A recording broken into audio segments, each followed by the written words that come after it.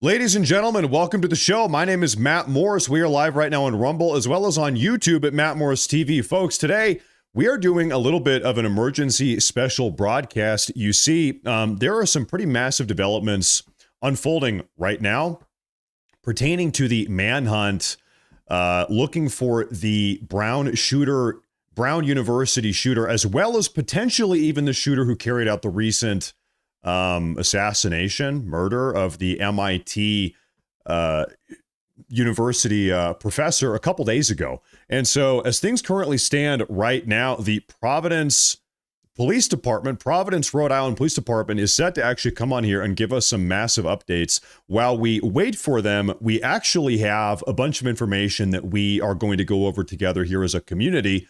There's a lot going on right now. Everybody, thank you very much for tuning in today. I appreciate you being here. This really is just kind of out of the blue, random emergency broadcast. But I think probably the best way, while we wait for the Providence Police Department to come on out here and clue us in with all these new updates, I think we should first off probably do a complete and total recap of everything that has unfolded over the last, really, I believe 5 days now. Yeah, today's the 18th of December. So let's go through the entire series of events that has led us here. For those of you that have not really been following this entire dynamic too closely, let's break it all down. Starting on December 13th. On December 13th, 5 days ago now, the Brown University shooting at Providence, Rhode Island took place. 2 victims were killed, one of whom was the vice president of the college Republicans, a young girl, 19 years old, named Ella Cook.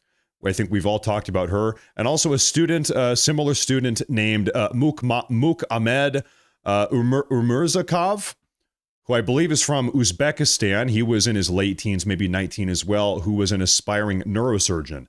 Both of those students lost their lives 5 days ago in this Brown University shooting.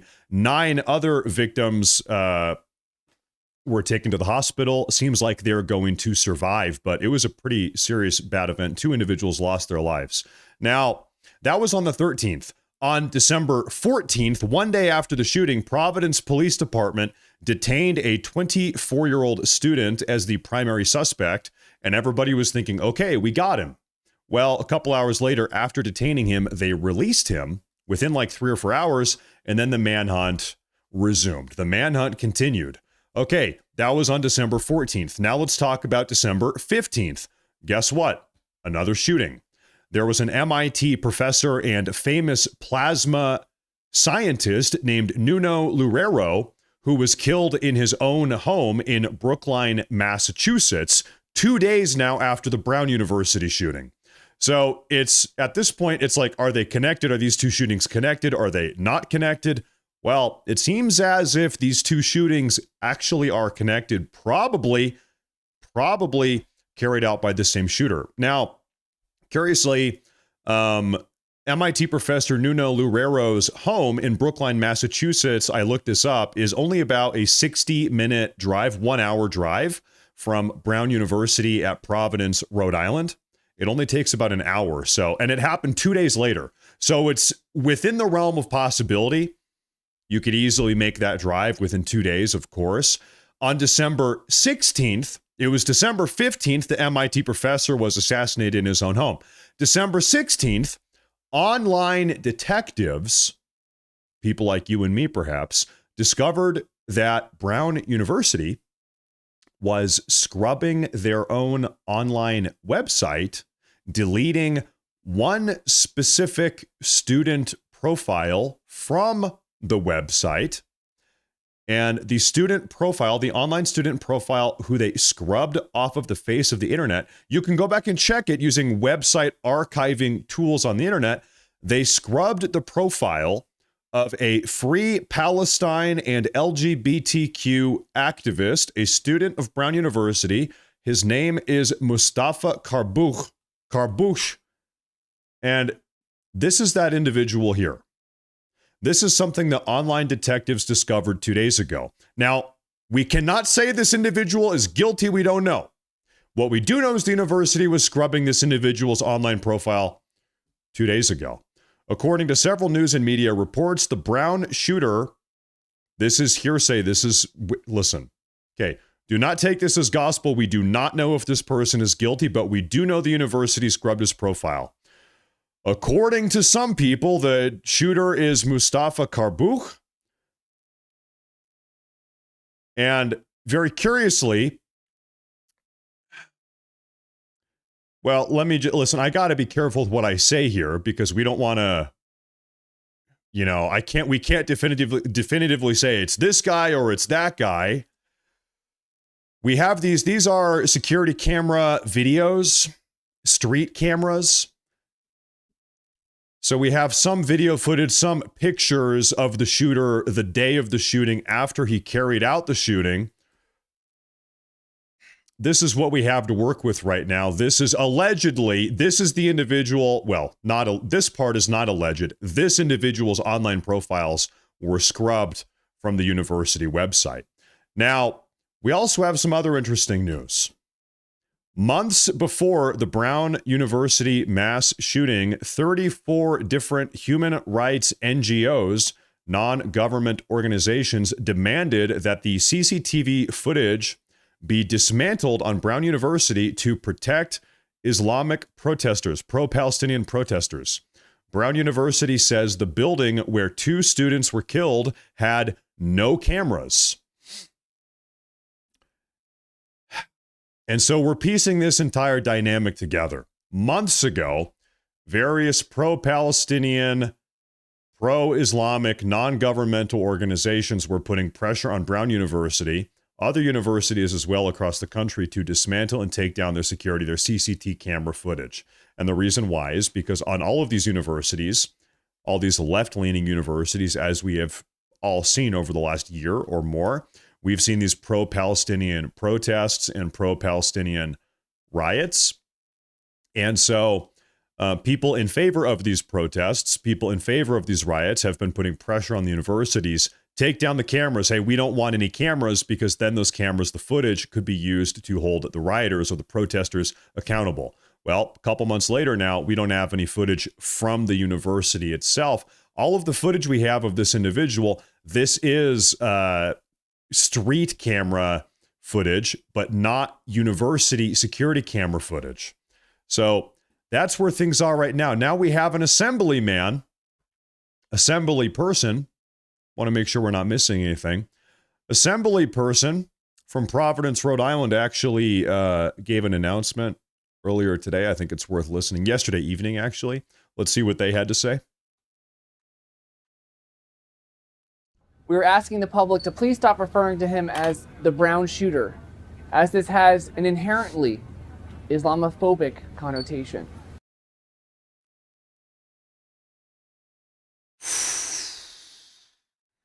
Okay. No, it's actually And it's because of the university. It's not because of the Brown, because of Brown University, not because of the color of skin. Right. Is this, hold up, wait a minute. Is this real or is this fake? This has got to be fake. Okay, you know what? I think I just got pranked. Ladies and gentlemen, scratch that from the record. I think I just got pranked. There is no way that this is real. There's no way. We are also asking the public to please stop posting photos of Mufasa Carmax. Okay. We would, for the sake of diversity, really like to pin this on a different ethnicity. This is fake. It is unfair to keep blaming Islam for every violent act they commit. Okay, listen, ladies and gentlemen, redact that from the record. This one is fake. Which means, by the way, we can continue calling it the Brown shooting. We will continue calling it the Brown shooting. Now, just in the last 2 hours or so, 3 hours perhaps, it seems as if law enforcement, they have determined that there is a vehicle, a rental vehicle, that was at the location of the Brown shooting and also at the location or similar location of the MIT professor shooting. And this vehicle, I believe they have actually recently apprehended in New Hampshire, in this area here. And it is this vehicle that was at the first shooting and is also at the second shooting. Right now, we're tuning into a police helicopter that's flying overhead of where this vehicle is being sort of apprehended by the police right this very moment. It seems as if it is this vehicle that is sort of connecting these two shootings. Now, we have a little bit of an update here. Take a look. The two attacks may be linked. And this is from multiple law enforcement sources to both us, our 5 Investigates team, and ABC News. And that information about this connection was developed in the last 24 hours as detectives working on both cases. So Providence Police taking the lead in Rhode Island and Brookline Police with Mass State Police taking the lead here in Massachusetts. So I apologize. They compared notes, and the sources said investigators believe they are close to identifying a suspect, which would be a huge break. Yeah, and frankly, a sigh of relief for the whole region. Absolutely. And you mentioned, them comparing notes. We only have those enhanced images of the person of interest in Providence. Yep. And as you mentioned, in Brookline, these are both pretty residential areas, right? Very residential areas. And we talk about what happened to that MIT professor here, Nuno Loureiro. There are reports that neighbors heard the gunshots that went off and likely were able to look back and see if they had any video or anything like that to go into their investigation, hopefully is leading police to figure out if there is a possible link here or not. Our Emily Maha is in Providence. She's at Brown University. She has been talking with professors there on hand, talking with students there throughout this investigation. What are you hearing now with this new update that's been coming in? Well, Jessica, you had mentioned this is kind of the first really big update we've gotten in several days, and people here, people in the community, students, staff, faculty, they're anxious for information. They're anxious for any kind of answers, any kind of way to help them understand what happened on their own campus. We're here on South Main Street. Brown University is just up the hill, but there are a number of Brown University buildings across this area, and it is all anyone is talking about. I spoke with one staff member and I asked her, I said, how are you doing? How does everything feel right now? And she said, it feels surreal. It feels like we're living in this alternate universe where you're just constantly checking your phone, checking for updates, asking people if they've heard anything. Well, it is worth keeping in mind for 5 days now, a homicidal maniac has been on the loose. Yeah, that's a problem. Because nobody knows. It's for a lot of the people I've heard from, the students, the staff, they say it feels so strange that someone was able to walk into the School of Engineering, commit this atrocious crime, and then seemingly just walk right out and vanish. So a lot of the people I've been hearing from are waiting for answers. They are hoping for any kind of information, any kind of update that will help them better understand this mass shooting that claimed the lives of 2 very incredible Brown University students and hurt 9 others. It's been a really difficult time on campus. It's been a really difficult time in this community. There's a lot of confusion, there's a lot of grief, and there's a lot of heaviness that just... Well, ladies and gentlemen, I want you to imagine a scenario real quick. This is kind of the way things are looking right now. You have a far left, radically progressive university who took down their own university security cameras in order to help protect and play coverage for the actions of pro-Palestinian rioters months ago. The cameras remained down. A shooting gets carried out by someone who is, I don't know, potentially similarly a far left radical.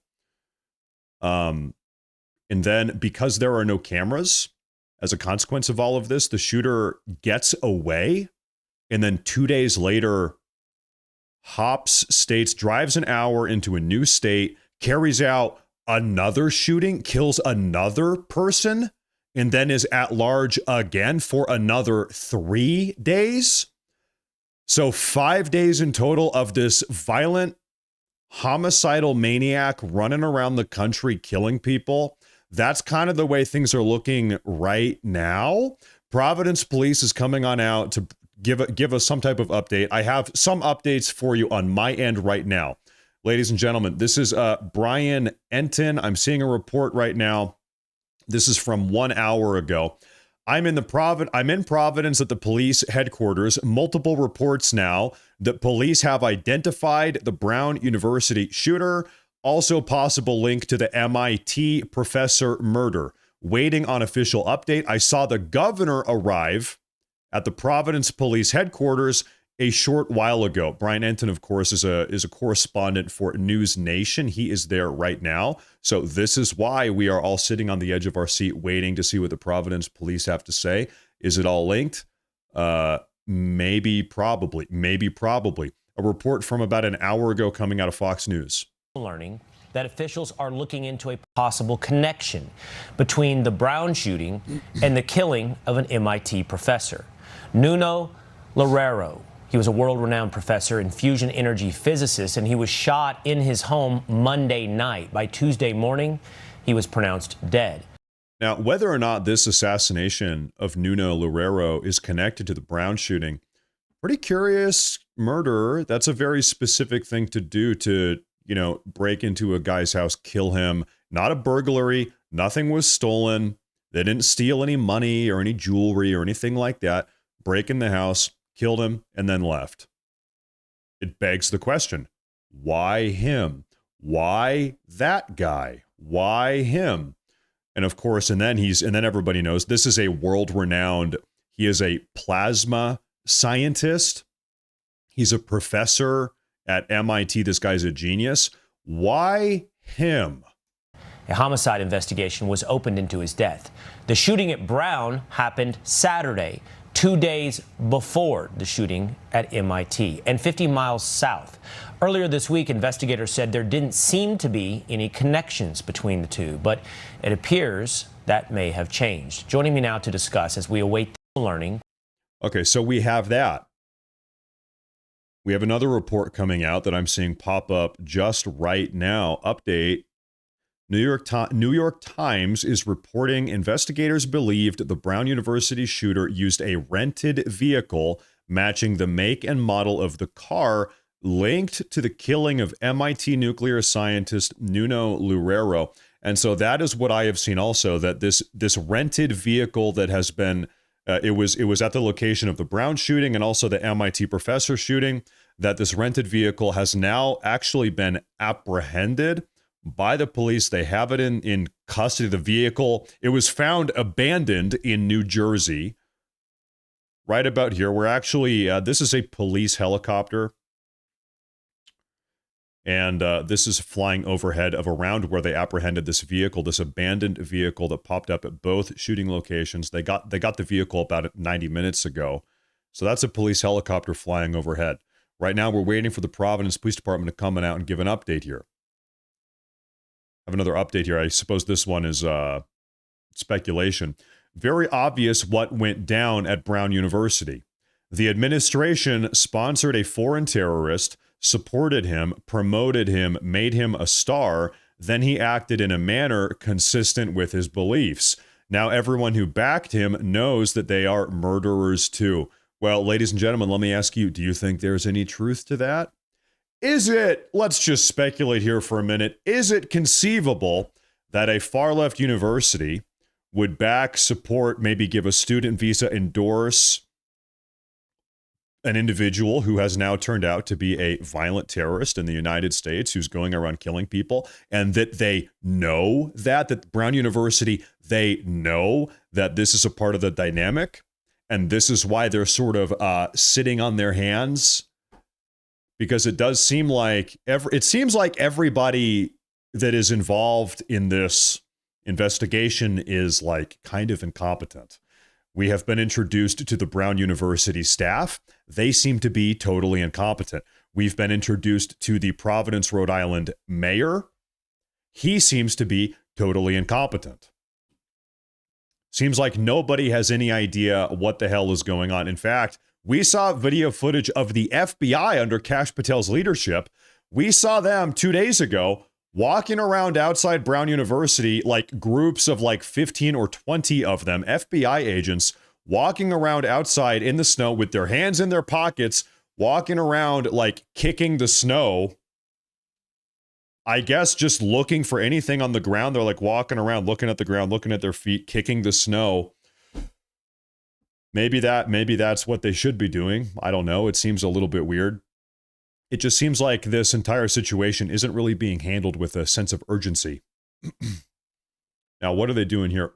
I think they're up here doing mic checks. We have heard that the governor is in the building. We are inside the Providence, Rhode Island Police Department right now. Now, we also have, oh, folks, ladies and gentlemen, breaking news. As it relates to these cameras at Brown University that were taken down months ago, we have this clip to take a listen to. This entire situation is ridiculous.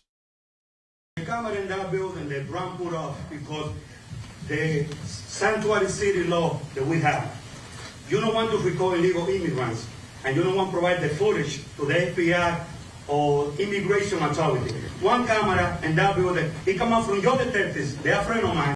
Does anybody speak English in this country anymore? What in the hell is this guy saying? They're angry at this investigation that these people in Brown University put the camera off. They can identify that person. You imagine how the family want to go through? Tell the truth to the media here. This is the mayor. Putting cameras off. This is the mayor right here, by the way. Heard from both the Brown police chief and the provost at Brown, who have shared that they have been fully cooperative and been forthcoming with all data and evidence that they have. The City of Providence's experience is the same, which is that Brown has been entirely cooperative and collaborative and fully sharing with us. We will be back here tomorrow once again if you are not on the press list. So he was asking about the cameras, totally dodged the question. I'm seeing an update here, ladies and gentlemen. Let's get this back up here on the big screen. We don't want to miss anything, but I'm seeing an update here. Quote, from what I'm hearing and my sources inside of the Providence Police Department, authorities have identified the suspect in the Brown University and MIT shooting as well through DNA, shell casings, and a homeless man providing a license plate number to the police. This is what I'm hearing. This is not a concrete report, but I'm relaying to you what I am seeing out here right now. Allegedly, a homeless man, allegedly, a homeless man actually provided a license plate number to the police department. Now we have a report coming from Fox News' Jesse Waters. Do you have a theory on this case? Was this a crime of opportunity? This was a soft target, guy goes in, comes out, and that's it, kind of mad at the school? Or was he going in there to kill a specific individual? Yeah, in my earliest media hit on Monday morning, that's what I said. And as soon as I saw the name of Ms. Cook, who was the vice president of the Republican Club, I just couldn't rule that out. I look at this as a profiler. I've been on many task forces over the years. Real quick, let's put some numbers on the table here. Listen, there are 15,000 students enrolled at Brown University. There are 92 open conservative students that identify as conservative in Brown University. 92 out of 15,000. The vice president of the Young Conservative Club in Brown University only had 20 members. This conservative group, Campus Conservatives, had 20 members. Ella Cook was the vice president. She was the one that lost her life. It's a little bit weird, right? Do the math, the numbers. What is that? What are the odds of that? Like 0.008% or something like that? I did the math on that the other day. That's a little bit weird. Anthrax and the murder of a DEA agent, 2 professors murdered at Dartmouth College at their home. And we have to walk in with every single option. Was someone specifically targeted? And to me, it's more than a coincidence that this young woman was killed, who happens to be one of the few probably representatives of the Republican side of the House in that particular very far left university. Something isn't right there. And Jesse, before anything else, I'm also a forensic linguist. What the heck did that guy yell when he walked in the door? There's such a thing as ear witness evidence, not just eyewitness, ear witness. Somebody has to know. And if it comes out later that the Brown people, the Brown University or the Providence PD is holding back what this person said because it wasn't politically correct, that's going to be really, really a problem for them. Yeah, that's gonna have legal. What did that student say? Or I'm sorry, not the student. What did this shooter say? Ear witness. What did he say? Did he say, of course, everybody's saying, or speculating. Everybody's speculating that he said, Allahu Akbar or something like that. You know, I'm gonna place a wild card bet here, if I might. I would speculate that he said something to the effect of "Die, Trump-supporting Nazi" or something. "I'm gonna kill you, Trump-supporting Nazi." It was something about Trump, fascist, Nazi. "You're a Trump-supporting fascist." Something like that. That would be my guess. And the reason why I say that is presupposing this idea that the Brown University, they know, Providence Police Department, they know what he said, but they are keeping that concealed from us. They don't want us to know what he said. Okay, well, why?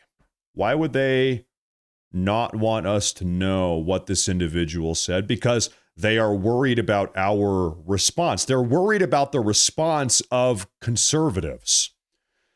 Now, what is more likely to get conservatives around the country pissed off, riled up? If the shooter says Allahu Akbar, or if the shooter says, "Die, Trump-supporting fascist"? This is why I believe he said something to that effect. But of course, this is my own theory. I think the reason why they're not telling us is because they are worried about the response from conservatives nationwide. That's my speculation. But who knows? My speculation is just as good as yours. Repercussions. Well, they're also, the university, holding back video. They say they have video inside the auditorium. They're not releasing it because it doesn't show a picture of the face of the gunman. Is that proper? Look, I'm going to give the investigators on the ground, including the FBI now, I hope, and the Rhode Island State Police, some leeway here. They're inside. We're all, of course, outside. A lot of people bash the Idaho investigators and even NYPD the last few years over cases that weren't solved right away. Let's give the working people, working investigators and agents time to do that. I have a problem, though, with what's on that panel, and I don't even know about some of the stuff you just mentioned about the chief and his assistant, the president, everything out there. This is if this was pitched to Netflix as some kind of a comedy, they would turn it down because it's too unbelievable. The richest school in the country, or one of them, it makes no sense at all. There are a lot of problems on that panel, and I hope someone comes and takes over and gets this operation run right. Absolutely insane. And I want to add a little bit of context to something that they were just speaking about here, that we actually do have footage from inside the auditorium at Brown University where the shooting took place, but the university is not releasing it because they said in the footage you can't see the shooter's face, so we're not going to release it. Now, this is the room where, according to Fox News, where the shooting happened. A photo shows the inside of the classroom where a gunman opened fire at Brown University. The room contains rows of empty green upholstered desk chairs leading up to the professor's desk and blackboards. No windows are seen in the room, which is bordered by a brick wall. Doors appear to be located to the left and right. Classic university lecture room. Okay. Well, this means that we do have footage. Yeah. So we do, in fact, have footage. There's a camera in the room, which is where all of these, little snippets are coming from here. Officials state there were no cameras in the older portion of the Barris Hall and Hawley building where the shooting occurred. Google Images shows several photos that appear to be from the same elevated location inside of the classroom 166 where the shooting is said to have occurred. Yeah. So I'm just playing this out in my mind. So the shooter would have entered either from this door on the right or one of these three doors on the left, carried out the shooting, and then exited through one of these doors similarly. Astounding. Now, we have more updates here. Take a look at this. This stuff is coming in real time. Are we missing anything? Mic check.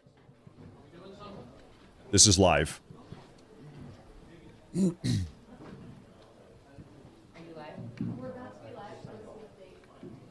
She just said we're about to be live. It's happening soon, folks. Now, ladies and gentlemen, I will tell you, if you're tuning in, if you could do me a favor and make sure to like and to subscribe both on Rumble and on YouTube. Every single time you like on YouTube, it is... I have a time. I'm coming up here to let you know that I am going to give everyone at least a 20-minute notice before the press conference. We're having a press conference tonight, no matter what. I'm going to give you 20 minutes before. It's going to be in your email. I'm going to start calling and texting you in case you miss it. 20 minutes. We'll have a heads up. Right now, I do not have a time. Approximate time? I don't have an approximate time. I'm sorry. Okay. Okay. Okay, so there will be a 20-minute heads up.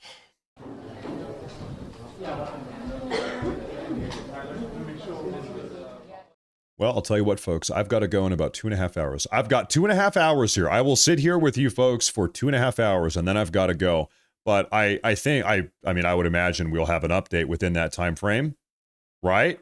I mean, we have to have an update within the next 2.5 hours. Now, I'm seeing this here. Another report. Breaking news. Providence police have identified the suspect. There is a warrant out for the suspect's arrest. They have a warrant. Police are also investigating a possible link now between the Brown University shooting and the murder of an MIT professor. So I'll tell you what, if they've got a warrant for this guy, a warrant for his arrest, then they must think that they've got some type of proof. They must have some type of proof or evidence or serious reason to believe that the person who they think carried out the shooting is in fact the person that carried out the shooting. That's right. There's a manhunt underway. Active manhunt underway in Massachusetts. State police helicopter is now circling over the area south of Brockton, northeast of Bridgewater. We have that here. You're looking at it right now. This is the helicopter, a state police helicopter. No, this helicopter right now, this is a News Channel 7 helicopter, I believe. Law enforcement appears to be closing in on the identified suspect in the Brown University shooting.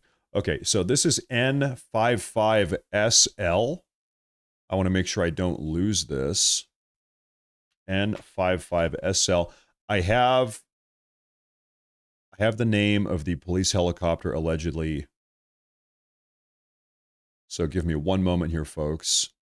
As I was saying, everybody, if you could do me a favor and make sure to like today's broadcast. If YouTube sees a bunch of you guys like, or if Rumble sees a bunch of you guys like, then they promote the broadcast out even more. So it really does help a lot. Okay, I believe this is the right here. Am I able to track this aircraft? Apologies here. No. Okay, so I think that one is actually, we can't track that aircraft publicly right now, but we will check in on that later. So that's that. Okay, and what they just said was that Providence Police is going to give all of us a 20-minute update before they come out and actually hold this big interview or a press briefing. And we have another little update here. This is from Jack Posobiec. We get a question yesterday at the press conference that when I was in the White House, I didn't even see this question. I watched the press conference after, Steve, where they asked him, did you interview the students?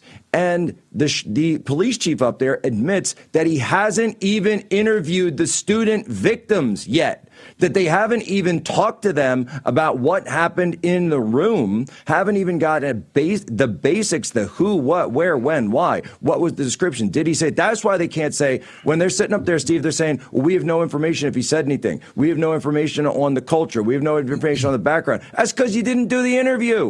That's because you didn't do the interview. You didn't ask whether or not they said anything. It's horrific, Steve. Every single one of them, from President Christina Paxson on down, they all need to resign. They all need to be fired. And at this point, you even have Elise Stefanik up there saying it, and I totally back this. Congress should haul them in immediately, because I guarantee that every single one of these institutions up and down the line there are getting federal funds. They need to cut that today.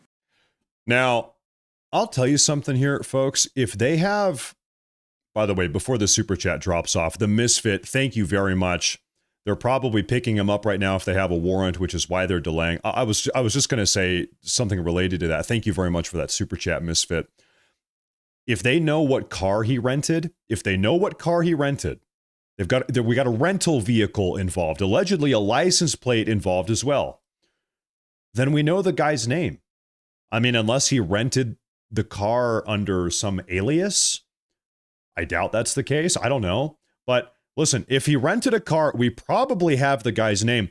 Why do all of us out here in the public not know this individual's name? Why do we not know? The police, they think they know. They have a warrant.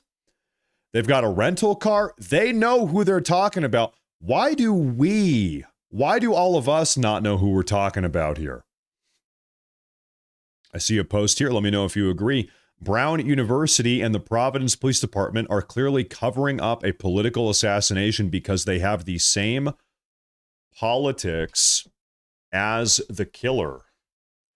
This is an allegation. You know, I'm doing my best right now to try to link the MIT professor who was assassinated in his own home, link this to the Brown shooting. It seems like there was a link here that the shooter, first off, on the 13th of December, conducted the Brown University shooting. 2 days later, turns up in Massachusetts and carries out this MIT professor, this plasma scientist, renowned, famous, genius plasma scientist. What is the link? What is the connection between these two shootings? Like, why did the shooter do it here? And, you know, I'm not trying to be edgy or funny when I say this, but I'm going to ask a question, like, and I don't know, maybe one of you knows. Was the MIT professor Jewish? Can I ask that question? Is that something? Because allegedly part of this equation maybe is that the shooter was a pro-Palestinian guy. Maybe that's going on here. Was the MIT professor a Jewish individual? Is that a part of this as well? Because you've got the campus conservatives. Maybe they were a pro-Israel group. But, you know, here's the other thing. There's Jewish people all over the country. There's Jewish people all over the world. Why this specific Jewish person? Why that specific Jewish MIT professor? And by the way, I don't even know if that MIT professor was Jewish, but I'm just kind of running through all of the possibilities here. Let's say he was. Why that Jewish person? There's millions of Jewish people. Why that one and not someone else? That's a very specific hit job there. That's a targeted assassination. To drive 2 days later, okay, so you're the shooter. You carry out the Brown shooting. You carry out the Brown University shooting. 2 days go by. You pop up in Massachusetts, which is about an hour drive. So you drive an hour and you break into this guy's house, the MIT professor, you take him out. Why him? Why him? Even if he is Jewish, that's not really a satisfactory answer because there's tons of Jewish people all over the place. So why that Jewish person as opposed to some different Jewish person, right? Even if he is Jewish, my point is there's got to be more to that. I don't know. Is there a link between this shooter and this Jewish person? I don't know. This MIT professor? I don't know. And right now, all we can really do is speculate, as we are, kind of try to parse through all the options. Because the Providence Police Department, they've given us literally nothing to work with. We have some super chats here. This is Nightcore Gamer. Matt, you do a very good job out of all the news sources. I always make sure to tune into you. You're doing very good work, very reliable, and a good family man. Merry Christmas, and God bless you and your family. Well, thank you. Thank you for tuning in. Merry Christmas. I appreciate that a lot. You know, I'll be honest, today, outside of what we're talking about right now, today was kind of a slow news day. I was thinking, man, should I do a broadcast talking about how Trump rescheduled marijuana from class 3 to class 1? Like, I don't know. It's like whatever. So we're talking about this, and this is big news. This is very rapidly developing situation. So thank you very much for tuning in. But outside of this, the big news of the day was marijuana has been rescheduled. Okay, I guess. Axel, thank you very much, says, goes to show how close these sick people are to fully having control of the entire state, in which they just continue to still stick to their agenda. Thank God we have Trump. Otherwise, we wouldn't even be hearing about this. These people are getting very brazen. That's right. They are. Alex says, Matt, I just looked. He was Jewish. Now I'm going to look into this myself. Not that I don't trust you, but now, because like in all seriousness, I'm not trying to be funny. Maybe that is a component of what has gone on here. So I will quickly take a look. If you can all give me just a moment here.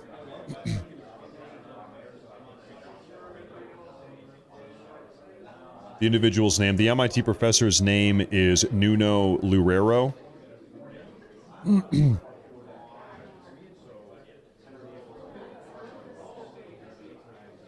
Nuno Loureiro.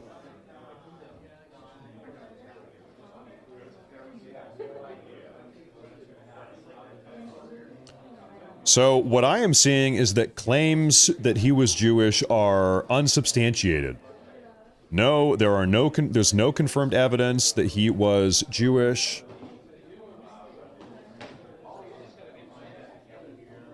But that being said, it seems like it's kind of in the realm of we're not exactly sure. So maybe he is. Maybe he's not. Mainstream outlets like AP News, BBC, and New York Times reported on his death without mentioning any Jewish background. Fact-checking summaries describe the claim as mixed and incomplete. A report from The Forward, which is a Jewish news outlet, explicitly noted that the assertion spread rapidly among Jewish and pro-Israel influencers on social media, often linking it to potential anti-Semitic motives for his murder, but it lacked verification. You could, if you want to go down the rabbit hole, you could imagine that certain people would immediately try to push the narrative that he was Jewish in order to try to make the claim that the shooting or the assassination was an act of anti-Semitism, right? When in fact, maybe he wasn't Jewish at all. Could be the case. So, like I said, it kind of seems like we don't know. That is what I have found, at least. Either way, regardless of the degree to which this man was Semitic, terrible crime nonetheless. Terrible crime nonetheless. Now, I've got another update here for you folks. We'll take a look at this one here. So it does look like the car here is key, and if there is a link between the two crimes, it looks like it does come down to the car. How did they ascertain that? It's going to be an LPR, a license plate reader. It was something that we talked about earlier in the week, that if they were able to get some information from a license plate reader, it may be how they could get who it was that was in this area of Rhode Island that maybe was not normally here. It's the kind of thing that you look at to develop a clue what doesn't fit. The other way, though, this could work is that if they, in fact, developed a car here in Rhode Island, which I think they did. Wait a minute. Look at this footage here. What are they showing us? I'm sorry.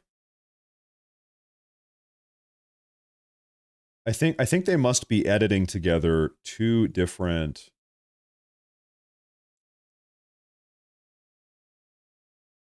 Okay. Ladies and gentlemen, am I tripping out right here? They've got two individuals here, top right, top left. Boom, boom, both of whom are in the video footage at the same time, yet it's almost as if they're trying to say that this is him and that is also him. You have clearly two different people right here. Unless they have spliced together and then overlaid two different video clips. I'm looking at this footage. What the hell is going on here with this footage, right? I'm not losing my mind, right? So which one of these men is him? I guess it could be a woman. I don't know. Work is that if they in fact developed a car here in Rhode Island, which I think they did, you then put an alert on that car, and this is stuff that's out there. It's not deep, dark tradecraft. You put the alert on the car because now you can't find this person because you have a name, you have a car of interest, you put an alert on it, and at some point, that car is going to trip an alarm elsewhere. If I had to guess, and the information's coming fast, and I only want to talk about stuff that's verified, so I want to be clear, I'm speculating a bit, but if I had to guess, they had an alert on the car tripwired someplace near the second crime, MIT. It took them a while to put that together. That's the commonality.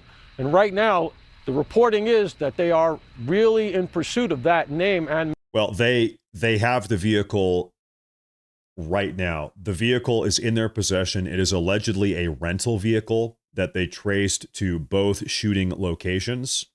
The vehicle is the common denominator. We haven't enhanced it. I believe this is an artificial intelligence enhanced image. They've like up-rendered the image here. Maybe this is kind of what the person looks like. A little bit portly, a little bit rotund. There is our shooter. This is actual raw footage here. This is the individual, and then they upscaled it with artificial intelligence is what this is. A little bit rotund. But anyway, not only do they have the rental vehicle in their possession, but they also know the individual's name, and the reason why we know that is because they have a warrant. You can't get a warrant unless you have a name. And so they've got the car, they've got the warrant, they've got some suspect in mind. Yes, they do. And there's something else that I just want to double back on real quick. We have all of these images of this suspect coming out over the last couple days, kind of low resolution. Something very curious happened on December 16th.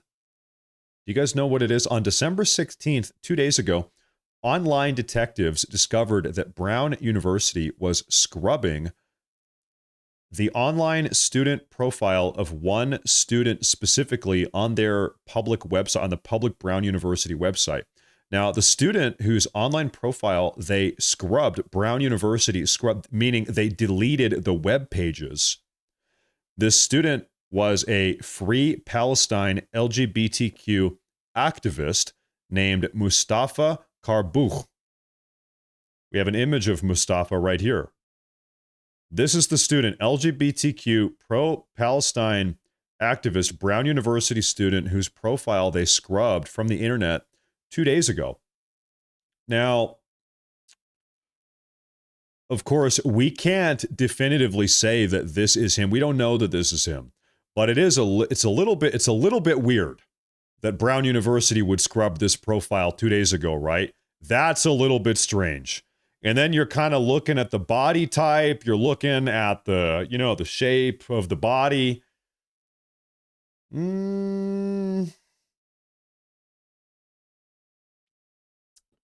But once again, we don't know that this is him. We don't know. This is once again within the realm of speculation. What we do know for a fact is that this individual's profile was scrubbed 2 days ago. That is the one thing that we know. Whether or not this person is the shooter, don't know that. That's within the realm of speculation, to be totally honest. Now, we have a massive super chat here. 2 massive super chats. One from Raya. Good evening. Good evening. Welcome to the show. Welcome to the emergency broadcast. She says, Matt, always a great show. Thank you from us. God bless you, your family, all good patriots, and President Trump. God bless America. Merry Christmas blessings. Raya, we've got a homicidal maniac on the loose. For 5 days now. For 5 days, there's a homicidal maniac running around the country, killing people. We've got 3 people that have been killed, 9 others injured. It is day 5, almost a full week. And maybe tonight they've got him. Allegedly, they've got the vehicle, they've got a license plate, they've got a warrant. If they have a warrant and a vehicle, they must know his name. They're trying to find him right now. And actually, scratch that, Raya. The word on the block is that not only do they have a name, but they actually have the suspect in custody right now. Now, I do have some great news. And by the way, Raya, thank you very much. Merry Christmas. I do have some good news for you folks. All of the Brown University hospitalized shooting victims from 5 days ago are now stable. So 2 individuals 5 days ago lost their lives. I want to say their names. Ella Cook and Mukhmed Umerzokov, who is a student from Uzbekistan, I believe, an aspiring neurosurgeon. Ella Cook was the vice president of the college Republicans. Those 2 lost their lives, tragically, terribly. 9 other victims on the day of the shooting went to the hospital. They have stabilized. They are going to survive. Keep them in your prayers. So there's a glimmer of good news. We have a big super chat here from Bought and Paid. He says, Matt, off subject for reference, there was a difference between a Hebrew and a Jewish person in the Bible. Hebrews are of Abraham, Isaac, and Jacob descent and become Jews. How does the Bible study? I am every night still reading the Bible for about a half hour, 45 minutes. I am in 2 Chronicles. And actually, it's funny you make that delineation because in 2 Chronicles, it's one of the big topics in 2 Chronicles is all of these ancient Hebrew, Israelite, all these, the tribe of Judah. It's all these sort of Jewish civil wars. They're all killing each other. They're all fighting each other. So, yeah, it's true. It's true. That's a good point. Thank you very much, by the way. Thank you very much. Thank you very much. I appreciate that super chat also. This is Megan Leggett over here, YouTube super chat. She says, I'm putting on my tinfoil hat. The professor taught physics, nuclear science, and engineering. Remember the manifesto from the Cybertruck explosion? Who were the other 9 people in the class? Could be. I don't know. That one goes way back. I don't know. Right now, I mean, here's the problem right now is that we just have so little information, like effectively we know nothing, we know nothing, that you could take this if you really want to get conspiratorial, and I'm all for that. You guys know me. But like if you really want to go down that route, you could go in any direction. We're throwing darts at a dartboard with a blindfold on. Right, we just have so little information, so little leads that it's hard. You know, in the next half hour, they could come on out and say, "Hey, listen, everybody, we have detained someone. Their name is so and so, and it could have nothing to do with this guy. This guy might not even be related at all. He might just be a totally peaceful pro-Palestinian LGBTQ activist who is portly." We don't know. We have so little to work with. And actually, that in my mind, that is the big talking point right now. That is the big conspiracy. It's why do we know so little? Why were there no cameras in the university? Why are we not being told the name or suspect names? Why do we know so little about this?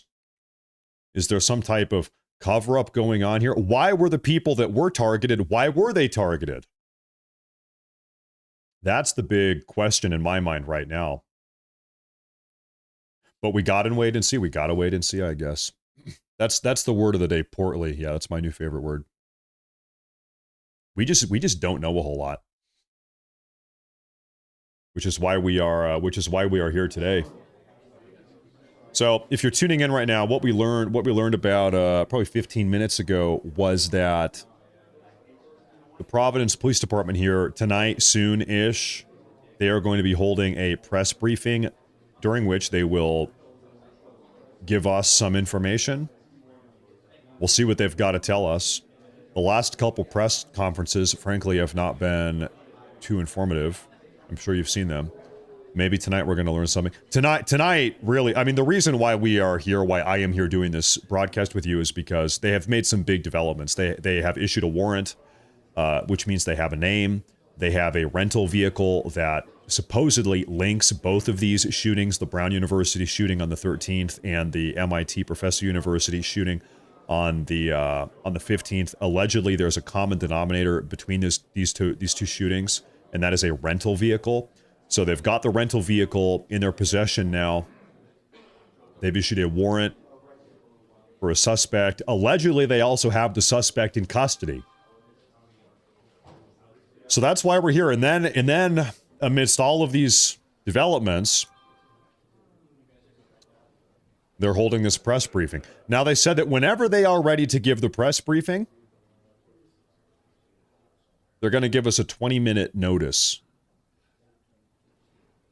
Now, Axel has a super chat. He says, get rid of the filibuster and pass the only true Americans can hold an office, period, and all will be held accountable. True. I agree with you there. And also, C.R. Yetter. Thank you for becoming a member. I appreciate that. Thank you very much. I appreciate that a lot. Now, I've got to show you something here. What do we have here?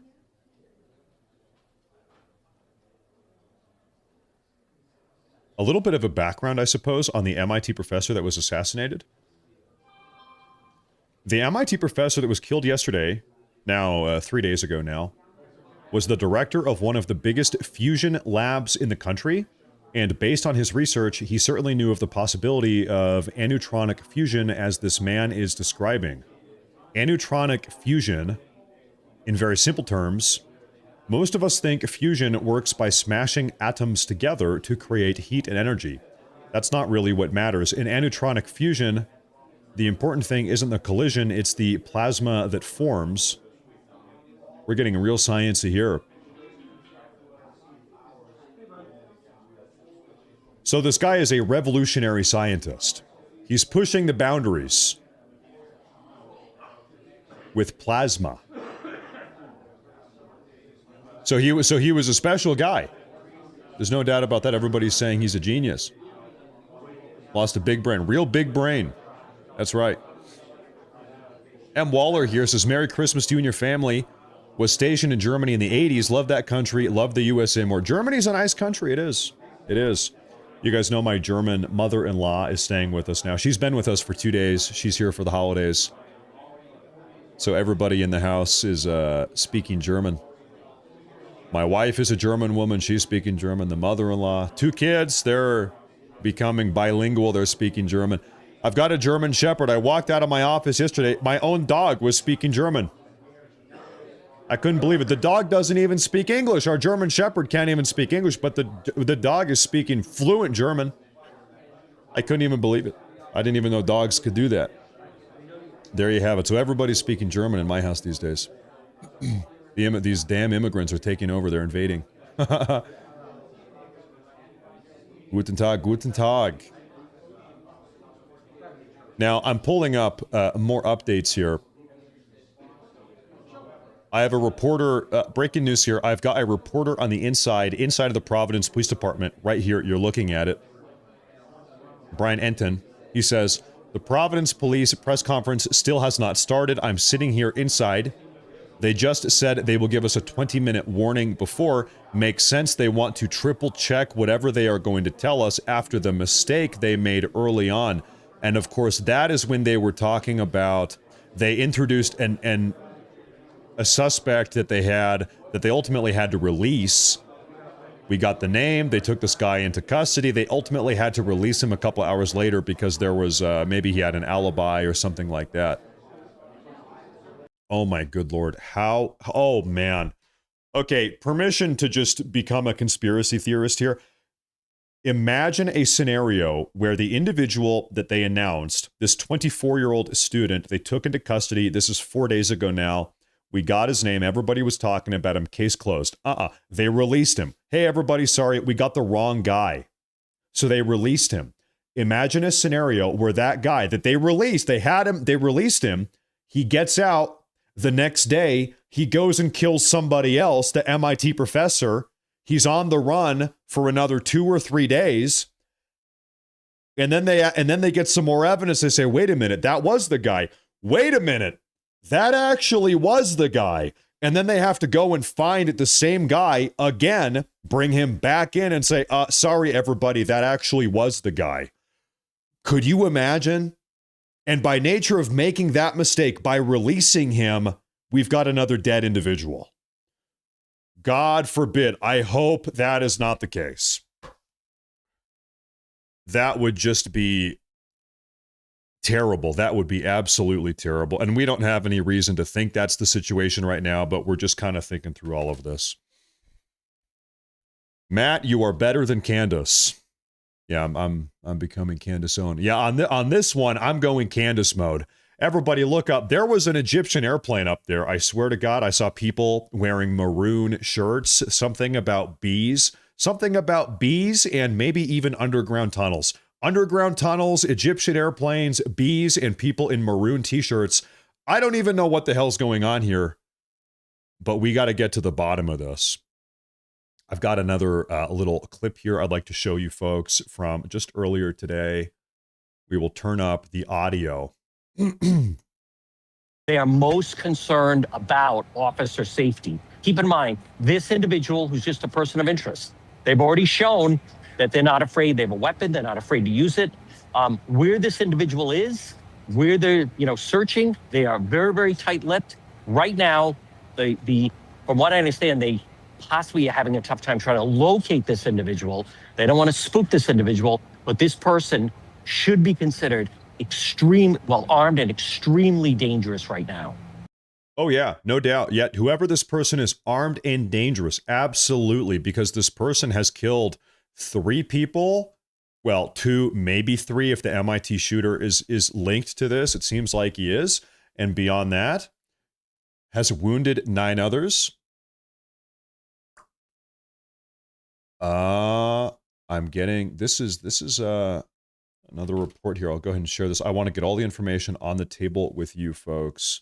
I have to say, ladies and gentlemen, I really like doing these live coverage broadcasts where, normally my daily live shows with you guys, I kind of have a plan. We've got a topic, one topic we're talking about. We break it down. It's a deep dive into one thing, whatever's going on in the news.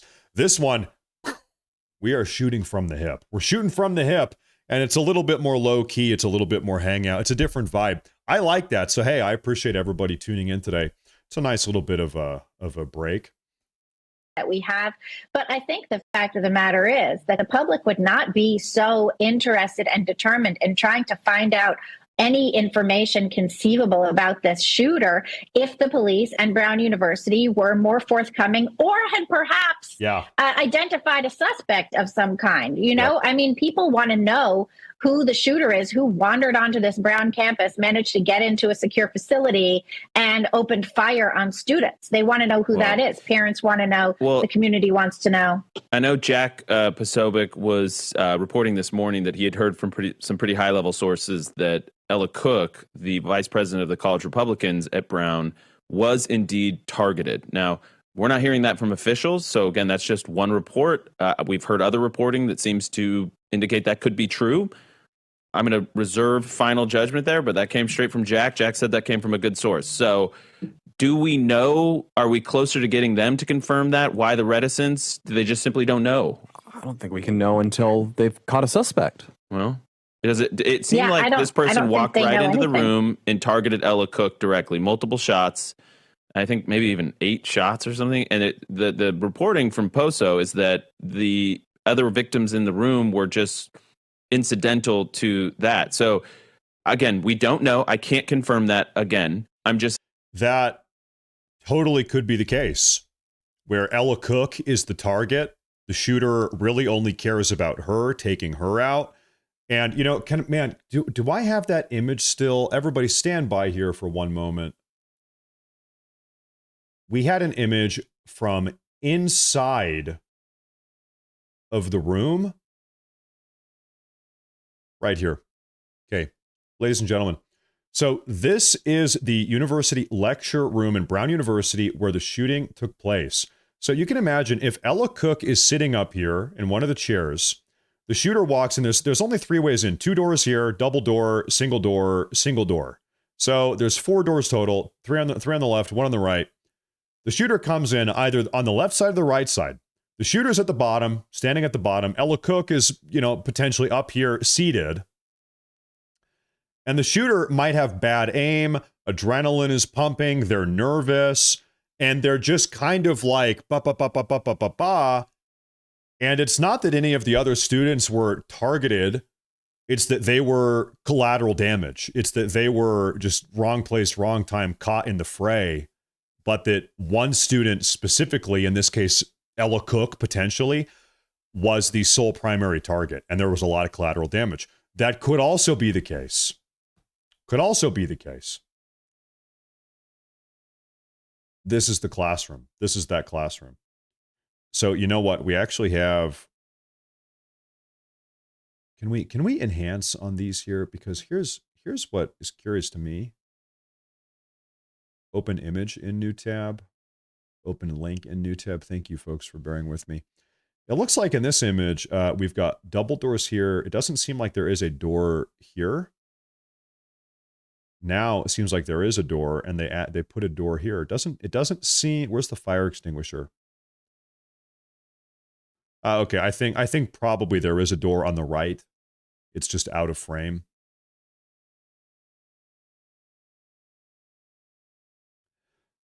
Folks, what is going on here? Can I show you what I'm talking about?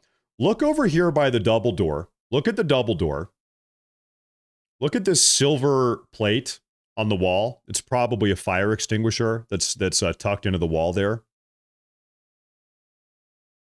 This image, you've got the double door, but now between the fire plate, the fire extinguisher, now there's another door there. This right here. Once again, where did that come from? What they would have had to like bring the fire extinguisher further in or push out the wall? It's the same wall. They didn't push the wall out.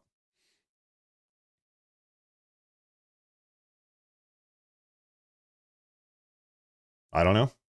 Kind of curious, right? Right? Like that's a little bit weird. You think it's not the same room? Well, I think it probably is.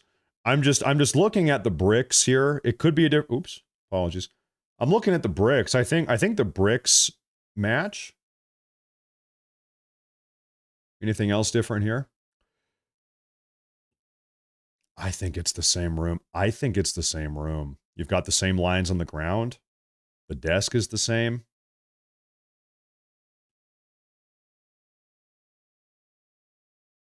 That's a little bit curious. That makes you think a little bit.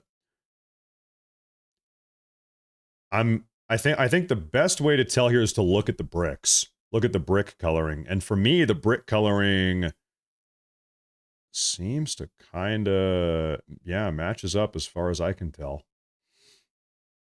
Now, when is this press conference coming out? Oh, well, that's not a good sign. That's not a good sign at all. Okay, we have lost our feed from inside of the Providence Police Department. I have another report coming out right now. This is saying things are rapidly evolving. Law enforcement sources are telling me that the search for a suspect in the Brookline murder of MIT professor and the Brown University mass shooting is centered on Salem, New Hampshire. Salem, New Hampshire. And of course, we have had folks look at this. You can tell this is a news helicopter circling around. This is right on the border of New Hampshire and Massachusetts. Salem, you guys need to forgive me. I'm on the West Coast. I've never been out here before. This chopper is circulating. Now, ladies and gentlemen, here's what I would be curious to know. I wonder if I can I find live aerial footage of whatever we are looking at right here? Probably this is, they are trying to seize the vehicle. They're working with the vehicle right now, would be my guess. And I am going to take a look around here just real quick.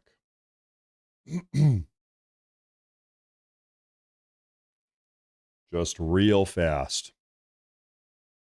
In a moment, I will pull this up on Google Maps also and see maybe we can get a better view of what exactly they're flying around. This is New Hampshire. Fox News has it. Is that right?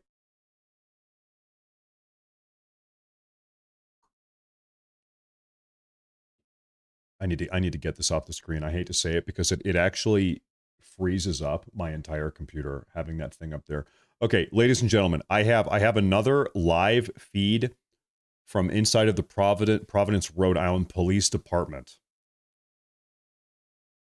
So we are on standby there. We've got our feedback. What I'm wondering if I can find aerial footage.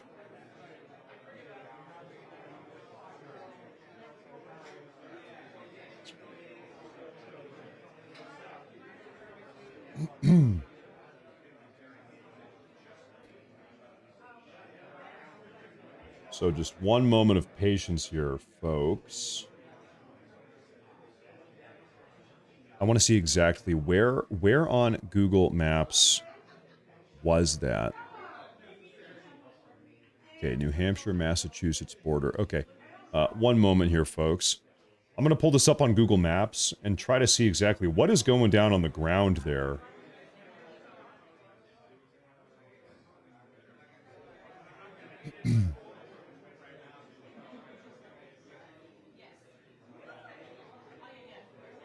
What is our closest town here? Methuen.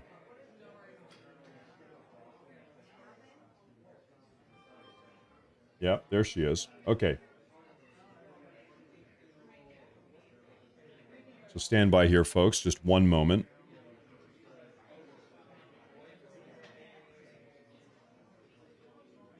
If you're tuning in right now, we are... Yeah, that is what they're circling around right there. Wow, that is something else. Okay. So ladies and gentlemen, this is where we are. Somewhere right in here, the police right now, of course it's nighttime over there, it's dark outside.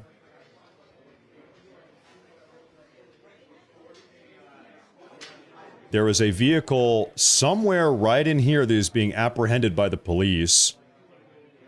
Could be on South Broadway here. Can I drop in? This is what it looks like on the ground level. So, somewhere down here, they have found the vehicle, allegedly, of the killer. They're apprehending it right now. Fox News is showing the vehicle. Okay, bear with me here for one moment. Fox Live right now. Okay, hold up. Stand by here, folks.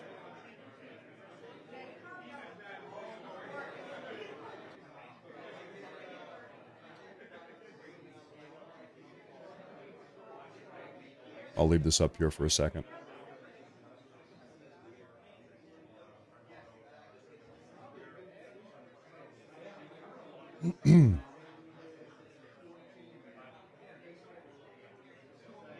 So this is what we have right here. Yeah, excellent, excellent. Real fast, I'll go ahead and mute this this other broadcast. So we have our aerial footage. We have our aerial footage.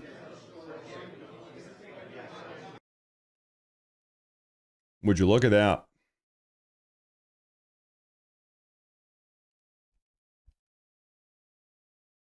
And so while we have this up here on the broadcast here. I'm going to continue scanning for further updates all over the web because all of this is happening minute by minute. In fact, what's going on right here, right now that we're watching live, this aerial footage, they're trying to get the vehicle down. This is probably why our press conference has been a little bit delayed. It's all coming together. Canafrin says, I'm impressed with Matt Morris TV. You know, I'm really not that impressive. I'm doing my best, though. I'm not too impressive. A press conference is going to be happening tonight. We have a confirmation, but we do not know when. But we will get a 20-minute heads up. Ladies and gentlemen, guns are drawn.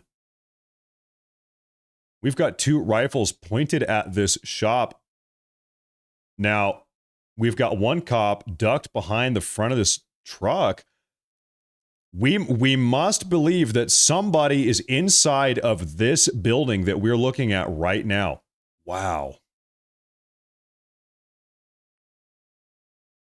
They must think somebody's in there. They've got the entrance here locked down. Guns are drawn. The rifles are drawn. Who is in that building? Now, I wonder, folks, can I find this exact spot on Google Maps? Can we get another point of view here? Stand by here, ladies and gentlemen. If you are new, do me a favor. Make sure to like today's broadcast. Hit the like button. Hit the subscribe button. That really helps a lot. We're on the ground. I want to know exactly what building are we looking at here. No, don't do that.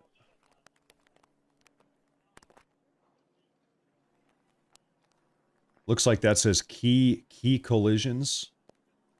Is that what that says?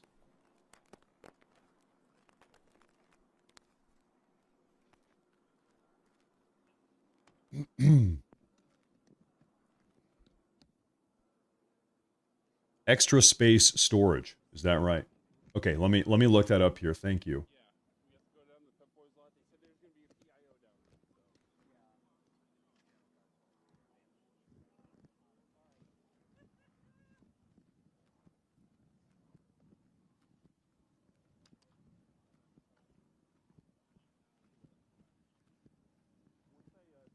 Yeah, this is exactly what we are looking at here, folks. If you'll bear with me real quick, I'm going to pull this up so you can see. So this is that building key collision that I commented on a moment ago. The police, they're pointing their guns in the front door right here. Zoom in. This is like the front door here. So they have this building, extra space storage. This building is surrounded. Surrounded. Right there is where we are at. We've got the aerial footage. They've got this building on lockdown. Lockdown. Now, what almost seems to be the case here, yeah, it looks like our helicopter feed, these helicopters, they can only fly for so long before they've got to land and refuel. I think our helicopter has to go top off its fuel tank. Sources confirm with me that officers are in Salem, New Hampshire, where the suspected shooter's abandoned car was found near a storage facility. Now, permission to speculate here. I'm just thinking out loud. I don't know why this just popped in my head. Does anybody remember the Aurora, Colorado movie theater mass shooting? This would be almost 14 or 15 years ago. Long time ago. Now, I remember one of the details of this shooting. The shooter shot up the movie theater, and then when the police, they captured the guy, and then they went to raid his house. They got to lock down his house and see what's in the house. Well, the shooter, he tried to booby trap his own house and set bombs and explosives in his house to blow up police officers trying to raid his house. Now, Thank God the bombs, the booby traps didn't end up going off or detonating. Nobody was hurt insofar as that goes, but he tried to do it. So we are looking at a storage facility. This is dangerous. This is very dangerous, right? God only knows what in the hell this homicidal maniac has inside of his storage unit. What is inside of the storage unit? Is it a bomb? I don't know. What is in there? Is it nerve agent, deadly chemicals? I don't know. Who knows? I don't know. But there is a reason why the police here, they're being very slow and methodical and very careful with this, because who in the hell knows what is inside of this storage facility? Now, I want to give you guys notice here. I have to go in 90 minutes. So I'm going to be here with you folks for another 90 minutes. But then I actually do have to go. We've got a family dinner scheduled. So we'll see if they can kind of wrap up this entire situation within the next hour and a half. We can only hope so. But I'll tell you what, Lord, imagine trying to comb through an entire storage unit. Dangerous.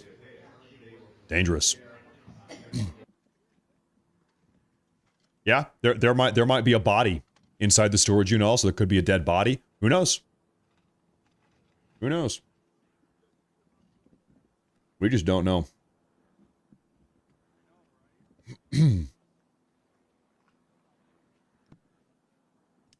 We just do not know.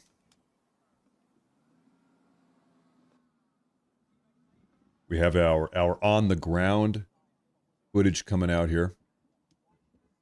We've got aerial on the ground. And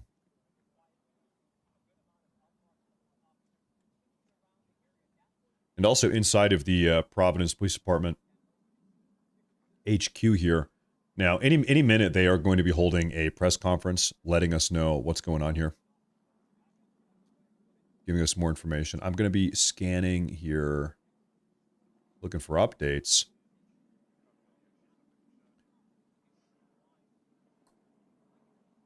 Officers are on the ground carrying rifles and pointing their rifles at this building.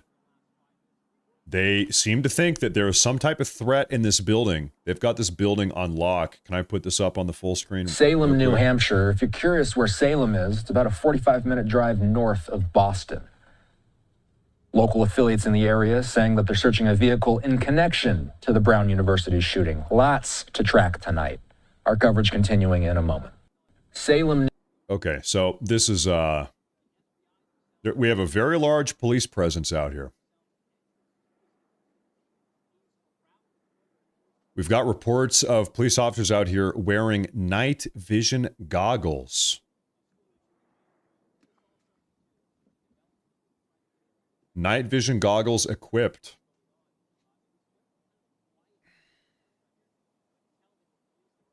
He could be in a storage unit. He could be in any number of storage units.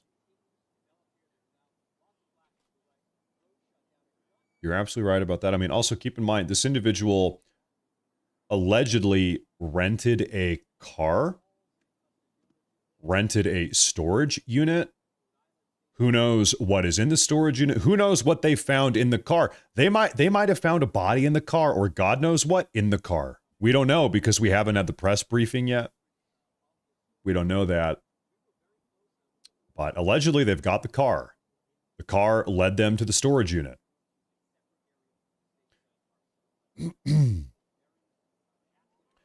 This would be my guess. If we have any other, I don't know, maybe law enforcement officers in the chat, maybe you can give me some insight here. My speculation would be that they identified that this car was at shooting number 1 and also shooting number 2. Okay, that's curious. Who owns the car? Oh, okay, it's a rental car. Whose name is on the rental car? Okay, it's this guy's name, whatever the name is. Well, do we have any other connections or ties? What has this person, this name, been up to? Oh, 3 days ago, they rented a storage unit, whatever, right? Okay, they've got a storage unit. Let's go look at the storage unit, right? And so now they're kind of just like peeling back the layers. And it all started with this observation that This car was at both places. That's a little bit curious. Let's see where that leads. And now we are at looking at the storage unit. Most certainly they have a name. We also saw that they have a warrant. They got a warrant for the arrest. So we know for a fact they have a name. You need a name to have a warrant.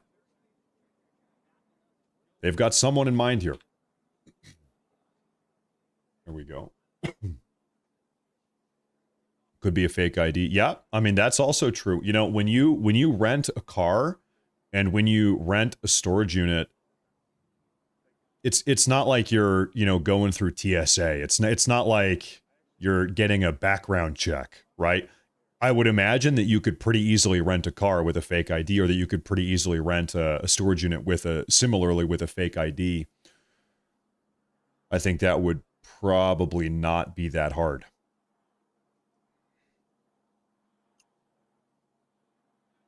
Now, we have another update. This is from Ingraham here from last night, actually just a couple hours ago. James, strange answer, but what are they looking for here? Yeah, Laura, I share your confidence that they will find this guy. It's only been 4 days. It took 5 days to get Luigi Mangione, about 3 days to catch Tyler Robinson out in Utah. And you remember the Koberger murders out the Idaho kids? That took 6 weeks. I also share your feeling of it defies credulity how we can be so poor at messaging these days. I don't understand why we're not still treating this as a potential terror attack. If that happened, then the FBI would be in charge. You'd have one lead. The Providence Police Department, Laura, has only 500 sworn members. 500. It's a tiny campus, Brown. It's a quarter of a square mile by a quarter square mile. It's a postage stamp. But there are 800 security cameras on that campus. I can't understand why we don't have better video of this, and I don't understand, to your point, why we're holding press conferences not to put out any actionable information. Well, we know actually. Now we know why the campus security cameras, hold up, live feed, bottom right. We know why the security cameras were flipped off or disabled, or at a minimum why we don't have any footage. And the reason why is because a couple months ago, Brown University was receiving pressure from NGOs, foreign NGOs, to shut them off amidst a series of pro-Palestinian protests and riots. So a couple months ago on Brown University campus, pro-Palestinian protesters, rioters running around, running them up, causing damage, tearing stuff up, harassing people. The university got pressured to flip off or to disable their own security cameras to play coverage for the protesters, for the rioters. That is a part of this also. And so now, a couple months later, this is 5 days ago, there was a mass shooting, and we don't have any footage of what happened on campus because they flipped the cameras off months ago to protect a bunch of pro-Palestinian rioters. Literally, like unironically, that is what happened. That is what that's what's being reported, at least. It is just insane. Just insane. You know, there's this famous post on the internet that goes around. I think it originally goes back to 4chan. It's this online forum. And this post has been viral for 10 years now. And it goes like this. It says, listen, America, the United States of America, is never just going to collapse one day and then the country is gone. We're not going to have an instant collapse. We're going to have, if anything, we are going to see just a very slow deterioration of the country. Basic essential services, 911 response calls, potholes in the road, power outages. Things are like, our society is just going to increasingly become dysfunctional. Things are going to become less efficient. Things are going to fall apart and then never get repaired. A bridge in your town is going to fall down. Nobody's going to rebuild it. Stuff like that. Things will just continue deteriorating slowly. If anything, that's what will happen. That's if we don't save the country, that is. And so I can't help but think about that viral post that's been going around for like a decade. I can't help but think about that when I hear stories like this where mass shooting on college campus, but the security cameras were flipped off 3 months ago to play coverage for pro-Palestinian rioters. It's like, yeah, okay, it's happening. All right, oh, wow. This is exactly what they were talking about. Yep, and it's happening. Yep, and then you know, and then they detain the wrong guy. They leak his name to the public. They release him. Oops, we got the wrong guy. Sorry. 5 days go by. They don't even have a suspect. The shooter goes off and kills somebody else. We still don't have a suspect. It's like, yep, okay. Yep. So we need to see some information here. We need information here. We have a massive super chat from Curtis. I want to put that where I'm not obstructing your view here. Curtis, he says, the entire university staff should be immediately arrested and charged with aiding and abetting. Here's what I'll say. Okay, let's get to the bottom of this. Let's see what really has gone on here. Let's see how this happened, why this happened, who was involved, who turned a blind eye, who was involved in the failure that allowed this to happen in the first place. And then yeah, probably we'll need to see some resignations. But listen, no. Not resignations. If somebody in this university faculty, if their incompetence or ineptitude paved the way for this to happen, I want criminal charges against anybody that failed in that way. Does that make sense? It's not enough. Hey, mister, you're going to lose your job. Criminal charges if you were a part of this. We also had 20 massive gifted community memberships from C. Morris, Mr. Morris, almost. Morris, hey, thank you. Thank you very much. I appreciate that. Community memberships are a big one. Massive. Because every time somebody gets a gifted membership, they don't have to watch advertisements anymore. So thank you for them. That's a big one. I appreciate that. Thank you.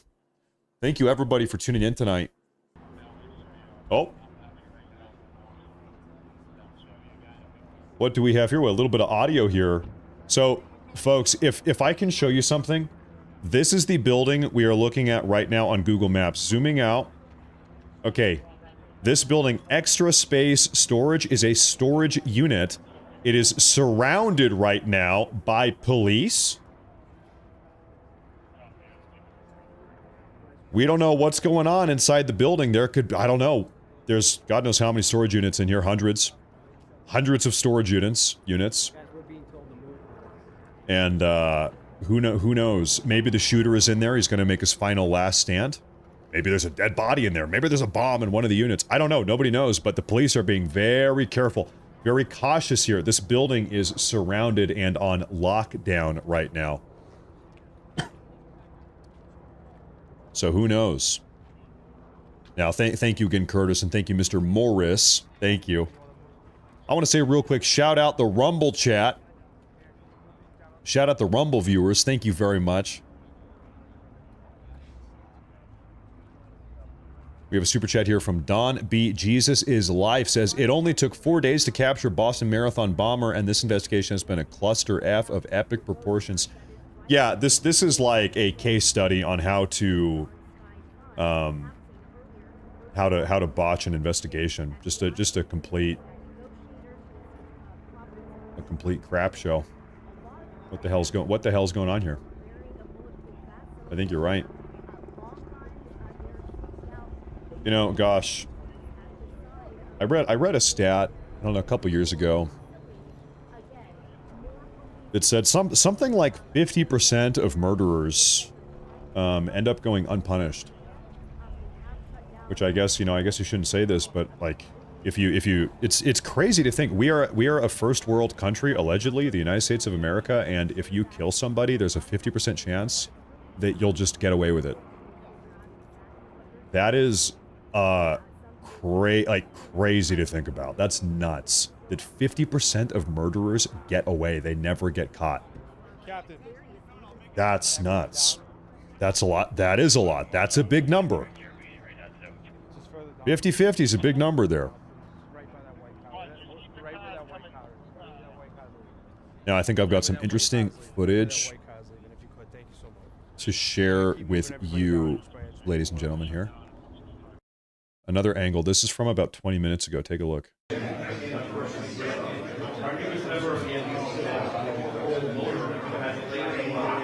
This is about 2 minutes long. We'll watch the entire thing.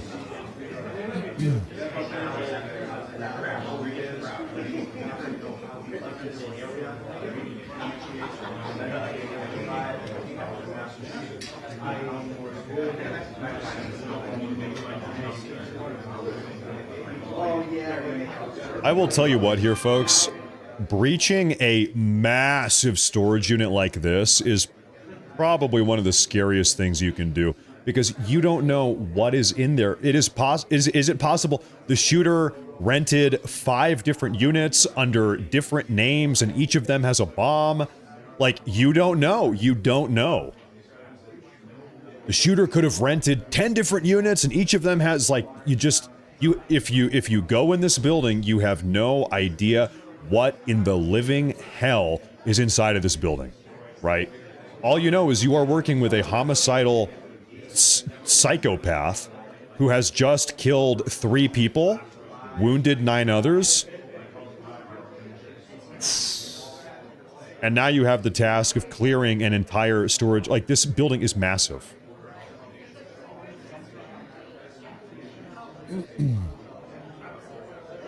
You don't know.